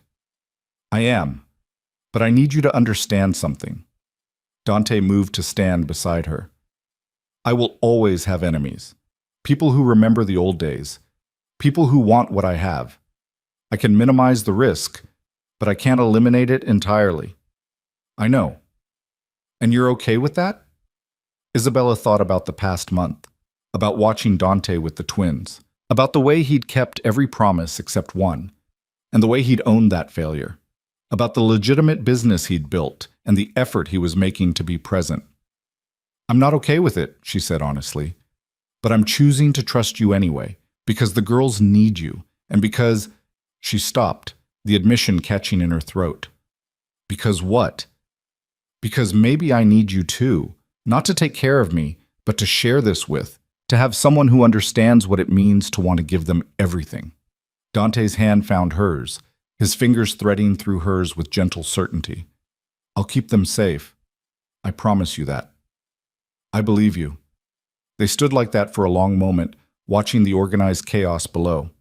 Then Dante's phone buzzed. He checked it and smiled. Maria sent a photo. The girls made cookies. Very decorated cookies. Isabella leaned over to see the image. Elena and Mira holding up creations covered in frosting and sprinkles, their faces streaked with chocolate, grins wide and genuine. "We should get back," she said, "before they eat all the evidence." On the drive home, the tension that had hung between them for days finally eased. They talked about schedules, about Elena's upcoming piano lessons, about Mira's request for a library card at the local branch. Normal things, parent things. When they arrived at the house, the twins rushed out to greet them, dragging them inside to see the cookies and the paintings they'd created. Dante admired every creation with genuine interest, and Isabella watched him navigate fatherhood with increasing confidence. That night, after Dante had read stories and said goodnight, after the girls were asleep and the house was quiet, he found Isabella in the kitchen making tea. "Thank you," he said, "for coming today, for listening. Thank you for showing me, for being honest. Always. No more secrets." Isabella nodded, then surprised them both by moving closer and taking his hand. "I was thinking, Tuesday and Thursday evenings, Saturday afternoons, that's not enough. Not really. Not if we're doing this properly. What are you suggesting? Sunday dinners, here, all of us. A standing thing. I'd like that. And maybe," Isabella hesitated, "maybe sometimes you could pick them up from school or help with homework. The regular stuff." "The regular stuff," Dante repeated, his smile soft. "I'd love nothing more." They stood in the warm kitchen, hands linked, and Isabella felt something shift. Not love, not yet, but maybe the possibility of it. The foundation of trust that love could build on. Outside, the neighborhood was quiet. Inside, their daughters slept peacefully. And for the first time since that midnight phone call had changed everything, Isabella felt like they might actually figure this out. Like they might actually become a family. The doll arrived on a Tuesday. It had been 6 weeks since they'd moved into the blue colonial house. 6 weeks of carefully constructed normalcy that Isabella had started to believe might actually last. The girls were thriving at their new school. Elena had joined the art club. Mira had made 3 best friends who came over for playdates that filled the house with laughter. Dante visited 4 times a week, always calling first, always respecting the boundaries they'd established. He'd started teaching Mira to play chess.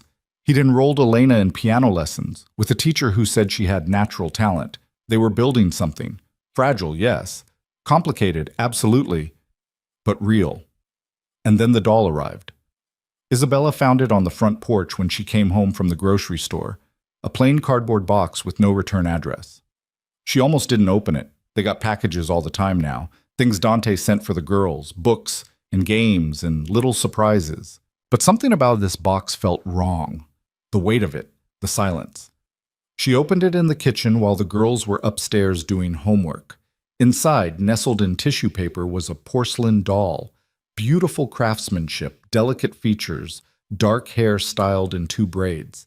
It was dressed in a school uniform identical to the ones Elena and Mira wore, and it had been decapitated, the head placed carefully beside the body, both nestled in red tissue paper that looked too much like blood. Isabella's scream brought the girls running. "Mama, what's—" Elena stopped in the doorway, her face draining of color when she saw the box. Mira started crying immediately. "Upstairs, now!" Isabella's voice came out sharp and terrified. "Both of you, lock your door. Don't come out until I say." For once, Elena didn't argue. She grabbed Mira's hand and ran.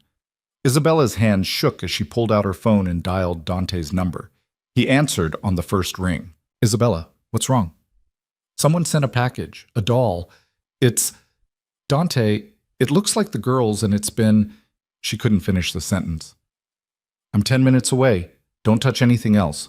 Lock the doors. Where are Elena and Mira?" "Upstairs, in their room." "Good. Keep them there. I'm calling Marco. There'll be a security team at your house in 5 minutes." "Dante, what is this? Who would... We'll figure it out. Just stay calm, for the girls. Can you do that?" Isabella looked at the mutilated doll, at the message it represented, and felt anything but calm. But she forced herself to breathe. "Yes. I'm coming. 5 minutes."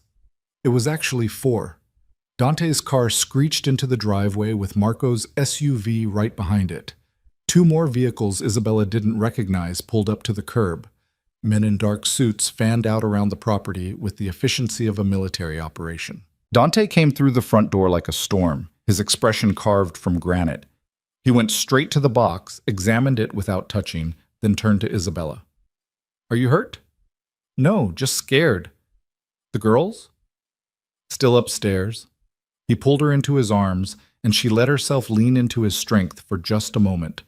When he released her, his eyes were cold and calculating. This is a message, a threat. He pulled out his phone, took photos of the doll from multiple angles. Marco, get forensics on this. I want to know where it was bought, when, by whom. Check every camera within a 3-block radius. Already on it, boss. Dante looked at Isabella. I need you to think carefully. Have you noticed anything unusual in the past few weeks? Anyone following you? Strange cars on the street? Anything that felt off? Isabella's mind raced back through recent days. No, nothing. Everything's been normal. What about the girls? Have they mentioned anything? Anyone approaching them at school? No, they would have told me. She paused. Wouldn't they? Let's ask them. Elena and Mira were huddled together on Mira's bed when Isabella and Dante came upstairs. Mira's face was blotchy from crying. Elena looked furious. What was in the box? Elena demanded. Dante knelt in front of them, his expression gentle despite the rage Isabella could see simmering beneath. Something meant to scare us. Someone's idea of a threat. Like the man in my nightmares, Mira whispered. Maybe. But here's what I need you both to understand. You are safe. I have people outside right now making sure of it, and no one is going to hurt you. But I need your help. Elena's chin lifted. How? Has anyone talked to you at school? Any strangers? Anyone who seemed too interested in you or asked questions about your family? The twins exchanged glances. That silent communication again. There was a man, Mira said slowly. Last week. He was at the park across from school. He had a dog. Isabella's blood ran cold. What kind of man? Old, like grandpa age. He was nice. He asked if we wanted to pet his dog. Did you? Dante's voice was carefully controlled. No, Elena said quickly. We're not allowed to talk to strangers, but he was there for 3 days. Different dog each time. And he was always watching when we came out of school. Why didn't you tell me? Isabella heard the note of panic in her own voice. Because nothing happened, Elena said. We didn't talk to him. We didn't go near him. We just noticed him watching. Dante was already on his phone. Marco, school surveillance, last week. Man in his 60s with dogs. I want an ID in the next hour. He ended the call and looked at the girls. You did exactly right. Not talking to him, noticing he was there. That was smart. Now, I need you to stay home from school tomorrow, just for a day or two while we figure this out. Is someone trying to hurt us? Mira's voice was small. Dante hesitated, and Isabella saw him weighing honesty against comfort. Someone's trying to scare me by threatening what I care about most, but they're not going to succeed. Because you're scary too? Elena asked. A ghost of a smile crossed Dante's face. Something like that. Isabella sent the girls to wash up for dinner while she and Dante went back downstairs. Marco met them in the kitchen with a tablet showing security footage. Got him. Vincent Castellano. Works for the Romano family. They've been trying to move into your territory for the past 6 months. Dante studied the image of the man with cold focus. Where is he now? We're tracking his phone. Last ping was in Riverside near the industrial district. Good. Dante's voice was lethal. I want him picked up, quietly. No mess near the house or the school. Boss, if we move on him, Romano will... I don't care what Romano will do. Someone threatened my daughters. That's a line no one crosses. Dante turned to Isabella. Pack bags for you and the girls. Enough for a few days. What? Where are we going? Back to the estate, just until this is resolved. No. Isabella crossed her arms. We just got settled here. The girls are finally feeling secure. I'm not uprooting them again because some criminal wants to play power games. Isabella, no, Dante. This is exactly what I was afraid of. This is why I ran in the first place. Because your world follows you everywhere, and now it's following us. The words hung in the air, sharp and accusatory. Dante's jaw tightened. You're right, he said quietly. This is my fault, my world, my enemies. But that doesn't change the fact that you're in danger, that they're in danger. and I will do whatever it takes to keep you safe, even if you hate me for it. I don't hate you, I'm just... Isabella pressed her hands to her face. I'm terrified, because I knew this would happen. I knew that being with you meant living with this constant threat. Then what do you want me to do? Walk away? Pretend I'm not their father? Leave you to face this alone? Dante moved closer. Because I won't. I can't. They're mine, and I protect what's mine. By starting a war? If that's what it takes. Marco cleared his throat. Boss, we've got Castellano's location locked down. Do you want us to move? Dante looked at Isabella, and she saw the question in his eyes. Permission. He was asking her permission to do what he did best, to be the dangerous man she'd run from 7 years ago. Do what you have to do, she said finally, but not here, not where the girls can see or hear or know about it. Understood. Dante left with Marco, taking most of the security team with him. 2 men remained outside the house, stationed at front and back. Isabella made dinner on autopilot, going through the motions while her mind raced with possibilities and fears. The girls picked at their food, both subdued. Is Dante coming back? Mira asked. Yes, baby. He's just handling some business. Dangerous business, Elena said. It wasn't a question. Isabella met her daughter's 2 knowing eyes. Sometimes doing the right thing requires difficult choices. Is he doing the right thing? He's protecting you. That's always the right thing. After dinner, Isabella got the girls ready for bed, even though it was barely 7 o'clock. She read to them from Mira's current favorite book, her voice steady even as her hands shook. When they finally fell asleep, Mira in her own bed, Elena on a sleeping bag on the floor because neither would let the other out of sight. Isabella went downstairs and waited.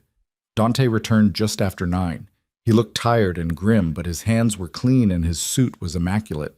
Whatever he'd done it carefully. It's handled, was all he said. Handled how? The man who is watching the girls is no longer a threat. The Romano family has been made to understand that you and the twins are completely off limits. There will be no retaliation. You're sure? I'm sure. Dante sank into the chair across from her. I met with Romano himself. Made it very clear that any move against my family would result in consequences he couldn't afford. He's a businessman first. He knows when to cut his losses. And the man? Castellano? Alive. Relocated to a city very far from here with a strong suggestion that he never return. Dante's eyes were hard. He'll be looking over his shoulder for the rest of his life, but he'll be breathing. I kept my promise. No violence where it could touch you or the girls. Isabella wanted to ask more, wanted to demand details, but part of her didn't want to know. Didn't want to confirm the extent of what Dante was capable of when his family was threatened. The girls asked about you at dinner, she said instead. What did you tell them? That you were protecting them. Good. He paused. They should know that's what I'll always do, no matter what it costs. That's what I'm afraid of. Isabella stood, moving to the window. The security team was still visible outside, dark shapes against the streetlights. What happens the next time someone threatens them? And the time after that? How many enemies do you have, Dante? How many people who might use 2 little girls to get to you? I've made arrangements. Increased security at the school. A team will shadow them discreetly. They won't even know they're there. So they'll live in a cage. A beautiful cage, but a cage nonetheless. They'll live safely. There's a difference. Isabella turned to face him. Is there? Because from where I'm standing, safety looks a lot like prison. Dante stood, his frustration finally breaking through his controlled exterior. What do you want me to say? That I wish I was a different man. I do. That I wish my past didn't put them at risk. I do. But I can't change what I am, Isabella. I can only deal with the reality we have. And if that reality is impossible, if there's no way to give them both safety and freedom, then I'll find a third option. I'll always find a way. He moved toward her, stopping just short of touching. I failed them for 7 years. I won't fail them now. The next morning, Dante picked up the girls for school himself. Isabella had argued against it, argued that they needed to maintain normalcy, but he'd been immovable. Just for today, he'd said, let me take them. Let me see them safely there and back. So Isabella watched from the porch as her daughters climbed into Dante's SUV, Mira chattering excitedly about a project due Friday, Elena quieter but watchful. The security car followed them down the street. The house felt too empty without them. Isabella tried to work. She'd taken a job doing remote bookkeeping for one of Dante's legitimate businesses, work she could do from home, but couldn't focus. She kept seeing that mutilated doll, kept imagining worse things, kept wondering if she'd made a terrible mistake letting Dante back into their lives. Her phone rang at 11. Mrs. Cruz, an unfamiliar woman's voice. This is Principal Davidson at Riverside Elementary. I'm calling about Elena. Isabella's heart stopped. Is she hurt? No, she's fine. But there was an incident at recess. She got into a fight with another student. A fight?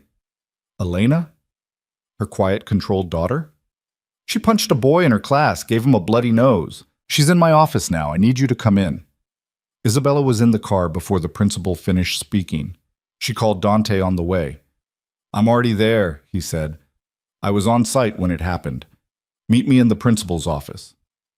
Elena sat in a chair that was too big for her, arms crossed, jaw set in a stubborn line that was pure Dante. Her knuckles were scraped. There was a grass stain on her new uniform. Dante stood near the window, his expression unreadable. Principal Davidson, a tired-looking woman in her 50s, sat behind her desk with the expression of someone who dealt with too many difficult conversations. What happened? Isabella asked, kneeling in front of Elena. He said things, Elena said flatly. What kind of things? About you, about Dante, about us. Her voice cracked slightly. He said Dante was a criminal, and we were criminals' kids, and that you were his... She stopped, her face flushing. Bad words. About you. Isabella's breath caught. Elena told him to stop. He didn't, so I made him stop. Principal Davidson cleared her throat. The other student, Tyler Morrison, claims Elena struck him without provocation. However, several witnesses say Tyler was taunting her, calling her names, making crude comments about her family. Where did an 8-year-old learn to talk like that? Dante's voice was dangerously quiet. Tyler's father is... The principal hesitated. He's been vocal about certain concerns regarding your family's presence at our school, Mr. Moretti. Has he? It wasn't a question. Dante, Isabella warned, reading the violence in his stillness. Elena can't hit other students, no matter the provocation, Principal Davidson continued. Our policy is clear. This is her first offense, so I'm giving her a 3-day suspension rather than expulsion. But if it happens again, it won't, Isabella said quickly. Elena apologized to Principal Davidson, but he... Now. Elena's jaw worked, but she turned to the principal. I'm sorry I broke the rules. Thank you, Elena. You can wait outside while I speak with your parents. When Elena was gone, Principal Davidson folded her hands on her desk. I want to be honest with you. Tyler's father is pushing for Elena's expulsion. He's threatening to go to the school board, claiming his son isn't safe with that kind of family at this school. That kind of family, Dante repeated softly. Meaning what exactly? Mr. Moretti, I'm not here to judge anyone's background, but the reality is that your reputation precedes you, and some parents are concerned. My daughter defended herself against a bully. That's what you're suspending her for? I'm suspending her for using violence. The provocation is noted, and Tyler will also face consequences. But I can't have students fighting regardless of circumstances. Isabella could feel Dante's anger radiating like heat. She put a hand on his arm. We understand. Thank you for being fair. I do want to mention, Principal Davidson added carefully, that there's an excellent private school across town, Sterling Academy. It might be a better fit for your family. More security, more discretion. You're suggesting we leave, Dante said. I'm suggesting you consider your options, for Elena's sake as much as anyone's. In the car, Elena sat between Isabella and Dante in the back while Marco drove. She stared out the window, her small face set in hard lines. You shouldn't have hit him, Isabella said gently. I know. But you did the right thing defending yourself with words first. Lot of good that did. Dante turned to look at her. Elena, look at me. She did, reluctantly. People are going to say things about me, about our family, ugly things sometimes, things that hurt. His voice was steady, And I'm sorry for that. Sorry that my choices affect you. It's not your fault Tyler's a jerk. No. But it's my fault people think the way they do about me. I earned that reputation. He paused. But here's what I need you to understand. Words can hurt, but violence should always be a last resort, not a first response. Even when someone insults Mama? Even then. Because the moment you throw that first punch, you give them ammunition. You prove them right when they say we're dangerous. He reached out, carefully straightening her collar. We have to be better, smarter, more controlled, because people are watching, waiting for us to fail. That's not fair. No, it's not. But it's reality. He glanced at Isabella. What do you think about Sterling Academy? It's expensive, Isabella said automatically. That's not what I asked. She looked at Elena, saw the resignation in her daughter's eyes. The acceptance that they'd always be different, always be watched, always be judged. I think we should talk to them, Isabella said. See if it's a better fit. They picked up Mira early, explaining only that Elena wasn't feeling well and they were having a family day. Mira saw through it immediately, but didn't press. Back at the house, Isabella made hot chocolate while Dante fielded phone calls on the patio. Is Dante mad at me? Elena asked quietly. No, baby. He's mad at the situation. At the people who make things harder for you. I don't want to change schools. I know, but maybe it's worth looking at. Maybe a fresh start would be good. People will still talk, will still be different. Different isn't bad, Elena. It is when everyone treats you like you're scary. She looked up at Isabella with heartbreaking clarity. Is that what we are now? The scary family? Before Isabella could answer, Dante came back inside. Marco just got word. Tyler Morrison's father filed a police report claiming Elena assaulted his son.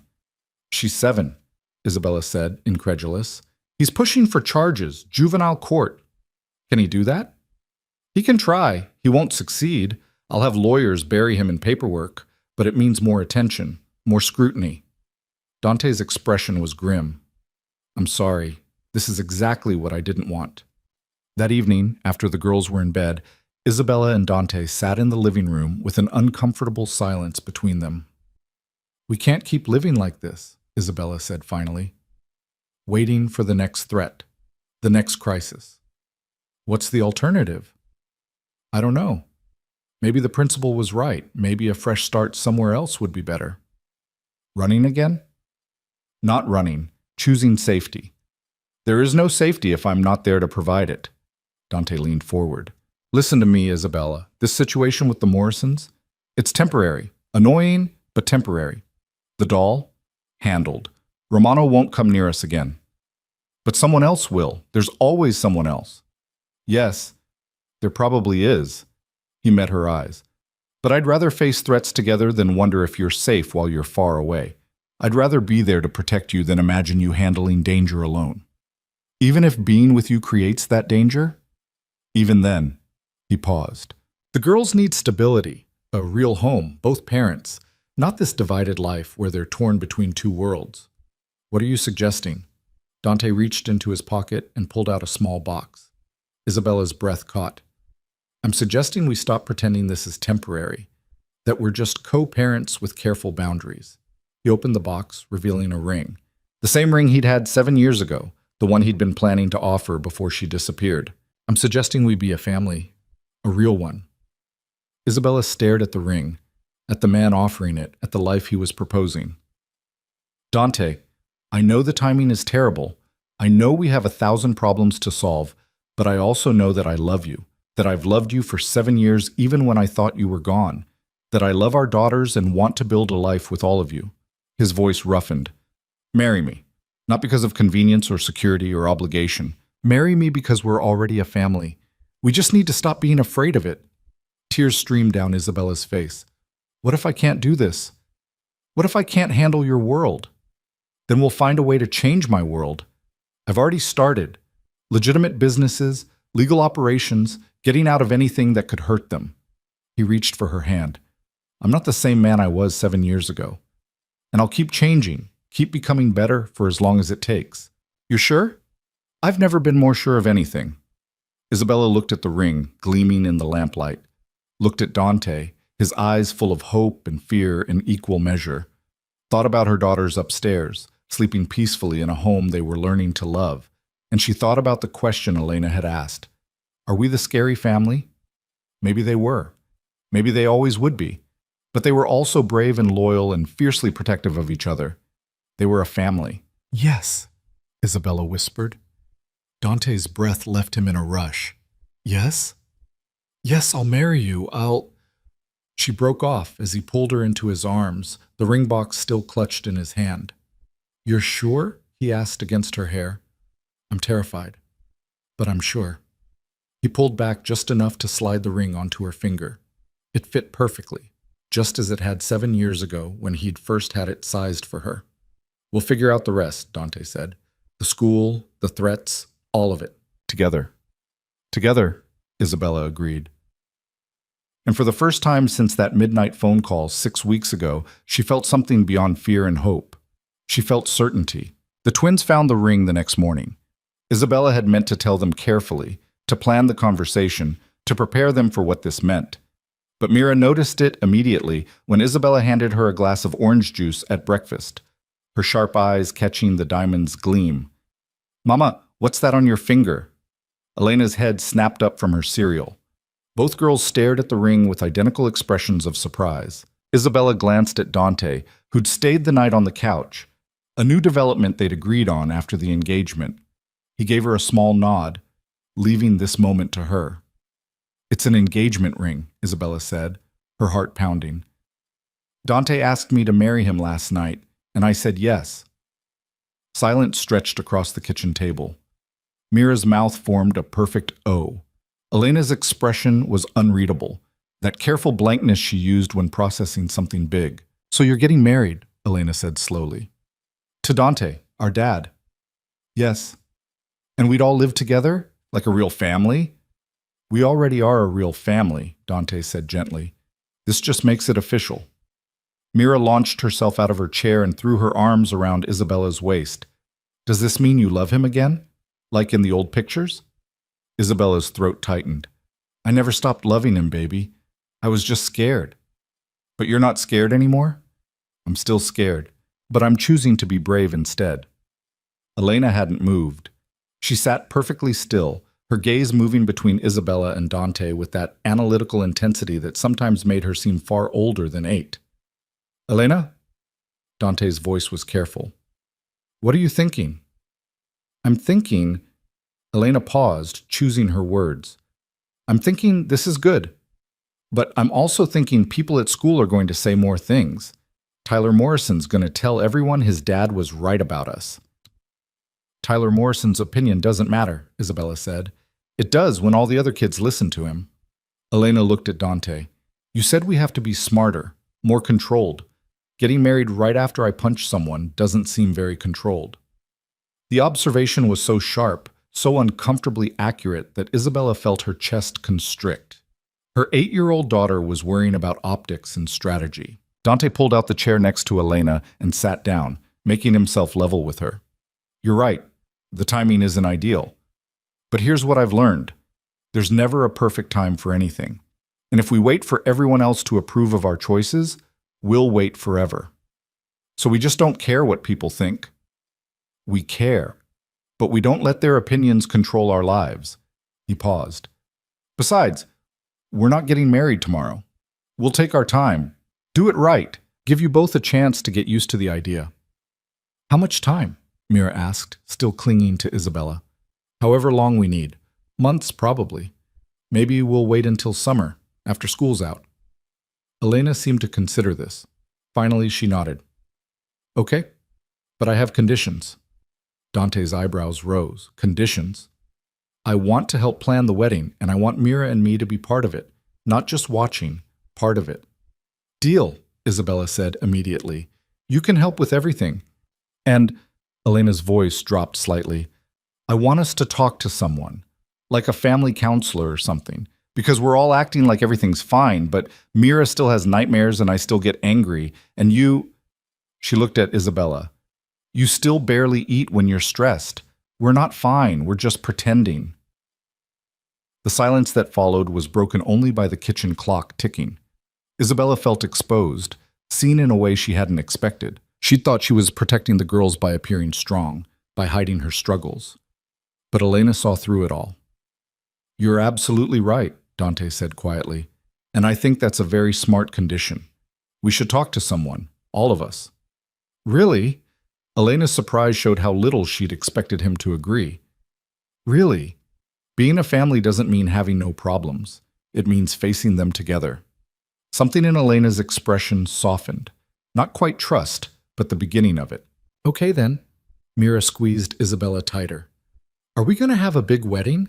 With a dress and flowers and cake?" "Whatever kind of wedding you want," Isabella said, running her fingers through Mira's hair. "Big or small, fancy or simple?" "I want it to be happy," Mira said simply. "Just really, really happy." Later that morning, while the girls were occupied with a movie in the living room, Isabella sat with Dante at the kitchen table reviewing the documentation Marco had compiled overnight. The Morrison situation had escalated exactly as Dante predicted. Multiple calls to the school board, threats of legal action, and a news article in the local paper about gang violence infiltrating suburban schools. "They're calling Elena a gang member," Isabella said, staring at the printed article with disbelief. "She's 8 years old. They're using her to get to me. It's a power play." Dante flipped through the pages. "Morrison owns a construction company that's been trying to win city contracts I currently hold. This isn't about Tyler or Elena. It's about business. Everything with you is about business. Not everything, but this is." He pulled out another document. "I had my lawyers look into Morrison's company. He's got 3 OSHA violations from the past year, 2 lawsuits from workers who were injured on site, and he's been underbidding projects then delivering substandard work." "So you're going to destroy him?" "I'm going to remove him as a threat. There's a difference." Dante met her eyes. "I told you I was changing how I operate. No violence, no intimidation, just facts, exposure, and letting him bury himself. And if that does not work, it will work. Men like Morrison can't stand up to scrutiny. He's built his business on cutting corners and making noise. The moment someone looks closely at what he's actually doing, the whole operation falls apart." Isabella wanted to argue, to point out that this was still manipulation, still using power to destroy an opponent. But she also thought about that article calling her daughter a gang member, about Tyler's taunts in the schoolyard, about the fear in Mira's eyes when she talked about the bad men in her nightmares. "Do what you need to do," she said finally. Over the next 2 weeks, Morrison's world quietly imploded.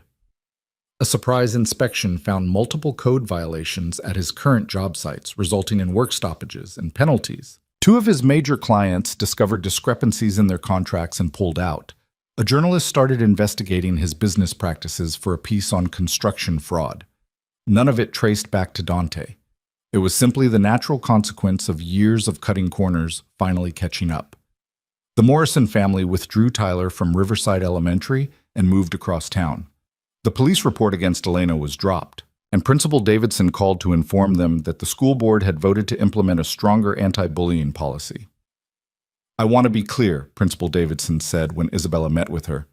"Elena is welcome to return to Riverside.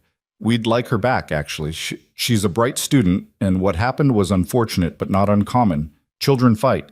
We'd like to help her handle conflict better." Isabella had already toured Sterling Academy with the girls. It was impressive. Smaller classes, better security, a more diverse student body that included several children from complicated families. Elena had been interested in their art program. Mira had loved the library, but Riverside was familiar. The teachers knew them. They'd made friends. "Can I think about it?" Isabella asked. "Of course, take your time." That evening, Isabella put the decision to the girls. "You have a choice. We can stay at Riverside, where you know the teachers and have friends, or we can transfer to Sterling, where it's a fresh start." "What do you think we should do?" Elena asked. "I think you should decide. This is your education, your life. What do you want?" The twins exchanged one of their long, silent looks. Finally, Mira spoke. "I like our friends at Riverside, and Miss Chen is really nice. But people know about the fight," Elena added. "They'll remember." "People will always remember something," Dante said from the doorway. They hadn't heard him come in. "The question is whether you let that define you or whether you show them who you really are." How do we do that? Elena asked. By being exactly who you are. Smart, kind, strong. The twins who help their classmates with homework and share their lunch with anyone who's hungry and stand up for what's right, even when it's hard. He moved into the room. You can do that anywhere, but it might be easier to do it with friends who already know you. So we should stay? Mira asked.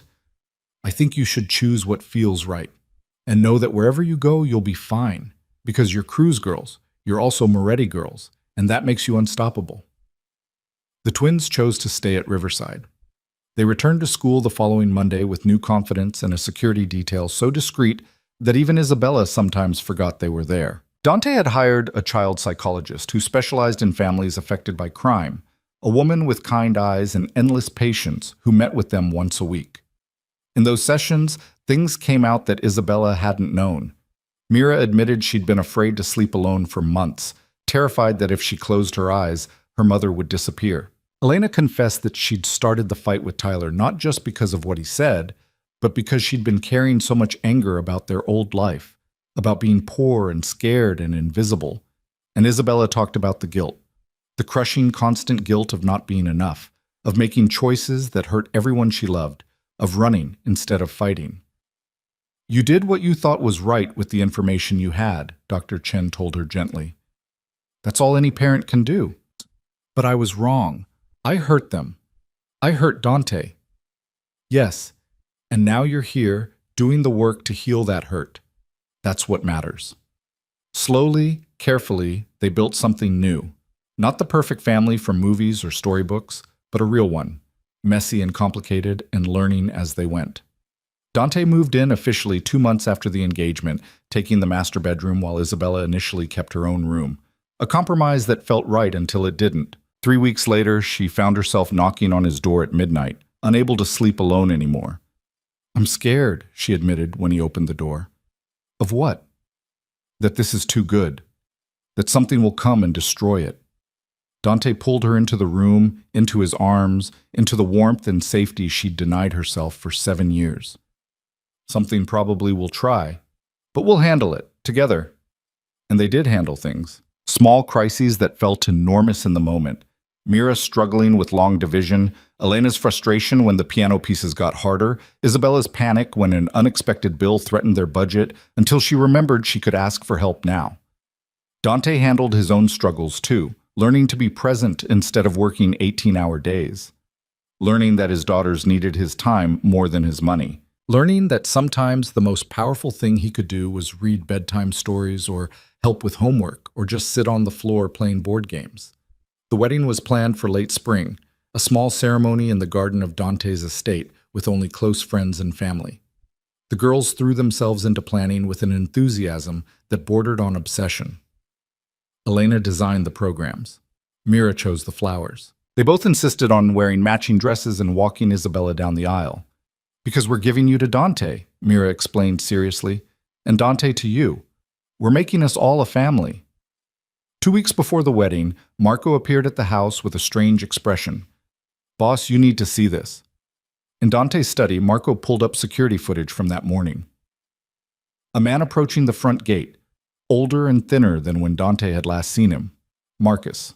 Isabella watched the footage over Dante's shoulder, her blood running cold. I thought you exiled him. I did. He's got something, Marco said, zooming in on the envelope in Marcus's hand.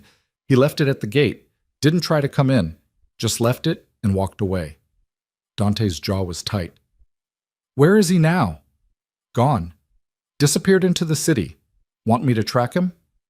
No. Dante stood. Get the envelope, scan it for anything dangerous. If it's clean, bring it to me. 20 minutes later, they sat around the kitchen table staring at the contents of the envelope. Documents, financial records, names and addresses. It's everything, Dante said quietly. Every illegal operation I've ever been connected to, every person I've worked with, everything someone would need to build a case against me. Why would he give you this? Isabella asked. Because he's dying. Dante held up a handwritten note that had been tucked in with the documents.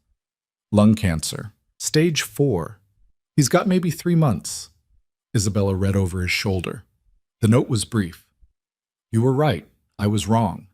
These are yours to do with as you wish. I only ask that you remember, I did what I thought was protecting the family. I see now I was protecting the wrong things. Give them a better life than we had. What are you going to do with it? Isabella asked. Dante gathered the documents carefully. I'm going to finish what I started. Use these to untangle myself from everything that could hurt you or the girls. Cut ties with anyone who might still see me as a criminal instead of a businessman. That could take years. Then it takes years. I'm not going anywhere. He spent the next week in meetings with lawyers and accountants, systematically dismantling every connection to his former life. Some associates accepted buyouts. Others required more persuasion. But one by one, the threads were cut. Marco was the hardest conversation. I'm not leaving you unprotected, Marco said when Dante explained. We've been through too much. I'm not asking you to leave. I'm asking you to shift roles. Head of personal security instead of everything else. Babysitting duty? Protecting the most important people in my life. There's nothing more important than that. Marco studied him for a long moment. You've really changed, haven't you? This isn't strategy. You actually believe this. I have to. For them. The wedding day dawned clear and warm with the kind of perfect spring weather that felt like a gift. Isabella woke early in the guest room where she'd spent the night. Dante had insisted on the tradition of not seeing the bride before the ceremony, and found both twins already awake, bouncing with excitement. It's today, Mira squealed. You're getting married today. And we look beautiful, Elena added, twirling in her pale blue dress. They did look beautiful, both of them, growing so fast it sometimes hurt to watch. Taller, stronger, more confident, still healing from years of fear and scarcity, but healing together. Maria helped Isabella into her dress, simple and elegant cream-colored lace that Dante had never seen. The twins insisted on doing her hair, working together with surprising skill to create an intricate braid woven with tiny white flowers. Perfect, Mira declared. You look like a princess, Elena added, then wrinkled her nose. But not a helpless one, a strong one. The best kind, Isabella agreed. Downstairs, 50 guests had assembled in the garden. Small by most standards, but to Isabella it felt enormous. These were people who mattered, friends she'd made over the past months, Dante's business associates who'd survived the purge, teachers from the girls' school, Dr. Chen, even Principal Davidson. And in the front row, looking frail but determined, was Marcus. Dante had invited him despite Isabella's protests, despite the pain and anger that still existed between them. He's dying, Dante had said, and he tried to make it right. I won't forgive him for what he did, but I can let him see that we survived it, that we're happy. Now, as Isabella stood at the garden entrance with a twin on each side, she saw Marcus's eyes fill with tears, saw him nod to Dante, saw Dante nod back. A complicated forgiveness, but forgiveness nonetheless. The music started, some classical piece the girls had chosen. Isabella took a deep breath. Ready? She asked her daughters. Ready, they said together. They walked down the aisle as a unit, mother and daughters, past and future, everything that mattered. Guests turned to watch, but Isabella's eyes were locked on Dante. He stood at the altar in a perfectly tailored suit, Marco beside him as best man, his expression open and vulnerable in a way she'd never seen. When they reached him, the twins carefully handed Isabella off, then stood to the side holding hands. The officiant, a judge who owed Dante several favors, kept the ceremony brief and personal. Vows they'd written themselves, promises witnessed by everyone who mattered. I promise to choose you every day, Isabella said, her voice steady despite the tears. To build this life with you, to trust you with our daughters and our future. I promise to protect you, Dante replied, not by keeping you locked away, but by standing beside you, to be the father our girls deserve and the partner you need. They exchanged rings. The judge pronounced them married, and when Dante kissed her, the garden erupted in applause. But Isabella barely heard it. She was too focused on the feeling of Dante's arms around her, the knowledge that this was real and permanent and right. The reception was exactly what Mira had wished for, happy, relentlessly, joyfully happy. There was dancing and cake and speeches that made everyone laugh and cry. Elena gave a toast that was surprisingly eloquent for an 8-year-old, talking about family being more than blood, about choosing each other every day. Our mama chose to be brave, Elena said, and Dante chose to be better. And we chose to believe in second chances. So here's to our family, the scary one that's actually just really, really full of love. The guests laughed and cheered. Dante pulled both girls into a hug, and Isabella captured the moment in her memory. The three people she loved most, together, and safe and hers. As the sun set and guests began to leave, Isabella found herself standing at the edge of the garden with Dante, watching their daughters dance with Marco, who was patiently teaching them some elaborate twirl. "We did it," she said softly. "We did. I'm still scared sometimes. So am I." Dante pulled her closer. "But I'm more happy than scared now. That's new." Isabella thought about the journey that had brought them here. The midnight phone call, the hospital, the threats and fear and complicated healing. 7 years lost and slowly being reclaimed. "Do you think Marcus will come to the house?" she asked. "Before—" "I don't know. I told him he could. If he wants to meet the girls properly, say goodbye." Dante paused. "Would you be okay with that?" "I think so. For your sake, not his. You need closure. We all do." Marcus did visit 3 weeks later. He was weaker, clearly ill, but he sat in the living room and met his grandnieces with a mixture of pride and regret. "You're so much like your father," he told Elena, who studied him with cautious interest. "Smart, observant, strong." "And like our mother," Elena countered. "We're like both of them." "Yes. Yes, you are." Marcus looked at Isabella. "I'm sorry for what I did, for the years I stole from all of you." "I'm sorry you're dying," Isabella said simply, "but I can't forgive you yet. Maybe someday, but not yet." "That's fair." He turned to Dante. "You became the man I should have helped you be instead of the weapon I tried to make you. I'm proud of you. Finally." Dante's expression was unreadable. "Goodbye, Marcus." It was both forgiveness and dismissal. Marcus nodded, understanding, and left. He died 2 weeks later. Dante didn't attend the funeral, but he sent flowers. Not forgiveness, exactly, but acknowledgement, an ending. The months that followed were ordinary in the best possible way. School and work and family dinners, piano recitals and art shows, bedtime stories and Saturday morning pancakes, the girl's 9th birthday, celebrated with a party that filled the house with laughter. Isabella took a job managing finances for one of Dante's legitimate companies, work she was good at, work that gave her independence while keeping her close to the family business that was slowly becoming just that, legitimate business. Dante kept his promise, systematically transforming his empire. It wasn't fast or easy, but it was steady. Real estate development, technology investments, restaurants and hospitality. Things that could be explained at a parent-teacher conference without causing concerned looks. The nightmares faded. Mira slept through the night more often than not. Elena's anger softened into normal 8-year-old frustration with homework and chores. They were becoming regular kids, with regular problems, living regular lives. Except they weren't regular. They were extraordinary, strong and resilient and loved. One evening, nearly a year after the wedding, Isabella found Dante in his study reviewing quarterly reports. She leaned against the doorframe, watching him work. "What?" he asked, noticing her smile. "Nothing. Just thinking about that phone call, the night Mira called you. 2:47 a.m. You remember the exact time?" "I remember everything about that night. It was the night my life started over." He set down his pen. "Why are you thinking about it?" "Because I was terrified. Of you, of the future, of everything. And now—" She moved into the room, settling into his lap like it was the most natural thing in the world. "Now I can't imagine being anywhere else." Dante wrapped his arms around her. "Neither can I.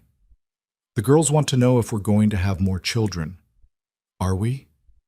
I don't know. Maybe. Someday. Is that crazy? Probably, but we're good at crazy." They sat like that for a while, comfortable in the silence, until they heard footsteps thundering down the stairs. "Mama, Dante!" Mira burst into the study, Elena right behind her. "We finished our project. Want to see?" It was a family tree, drawn on poster board with careful detail.